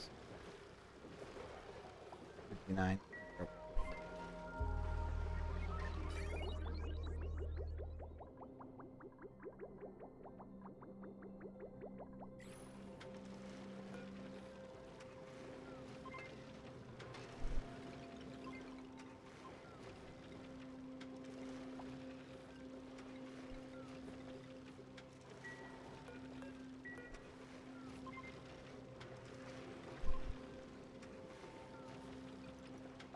You know what? Okay. Drain the system. Water out of here.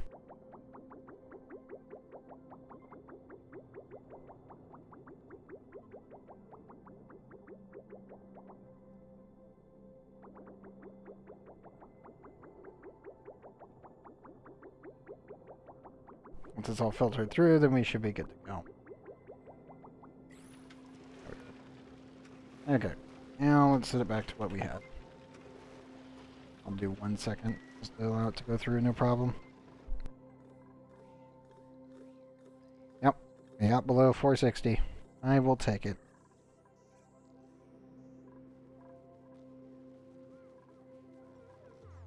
It's an ice age, what do you expect?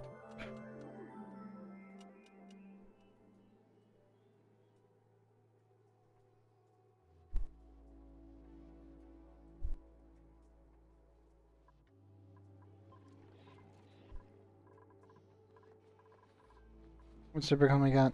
9.7. Need to empty that to make some more. Oh, looking pretty good. It's taking forever to clean that up. Okay. Check for Helen. So much rock. Yes. We're finally draining the magma chamber at an efficient rate. Alan's gonna just take some time to deal with it. It's slowly cooling down, ever so slowly. I don't want to speed it up because last time we just broke it. So I'm like, okay, we can't really make it go any faster. At least not with our current technology. Or, well, material, I should say.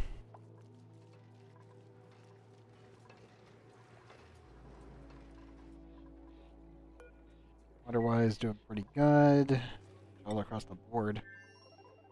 Rudabo is pretty much completely stabilized at this point. Blaze, going up. Low, but yeah, no. Looking pretty good.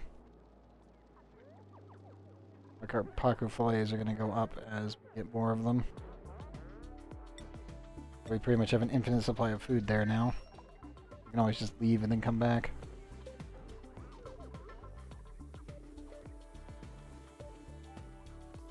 Seafood's at okay here. Need to come here eventually. Now still the most there. And here. We're eating barbecue for the most part, and the pickled meals for rocketry and for the plant when we get to it later. For experiment 52B. Definitely on the cards. Now I do think that this is probably the end of the episode for tonight. Mostly it's just kind of sitting around and making sure everything's working and not exploding, which I think we're good to go. Yes. Sure of everything else. Still worried about the oxygen, but the save load bug looks like I mostly fixed it and just forced pipe priority for other things. It's still concerning.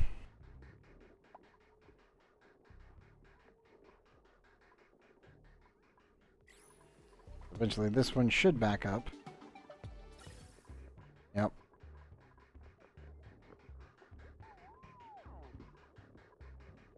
Seeing that one is actually complete, I should probably do this.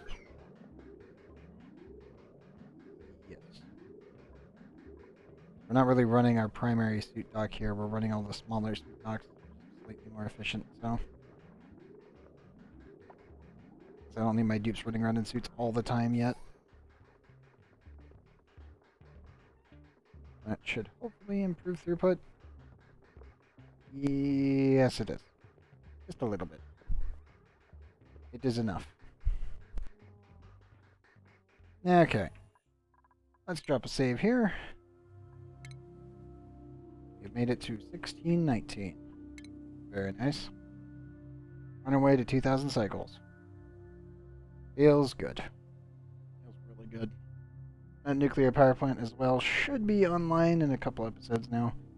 And I've got more of a grasp on how fast we can actually vent that much steam. And we removed about 50 kilograms today alone. We need to remove 150 to get it somewhat operational, and then another 100 probably to kick it down to 200 kilograms, and then we'll be good to go. At least within the safe range. So the nuclear reactor doesn't, you know, blow up. But for now, I think that's everything.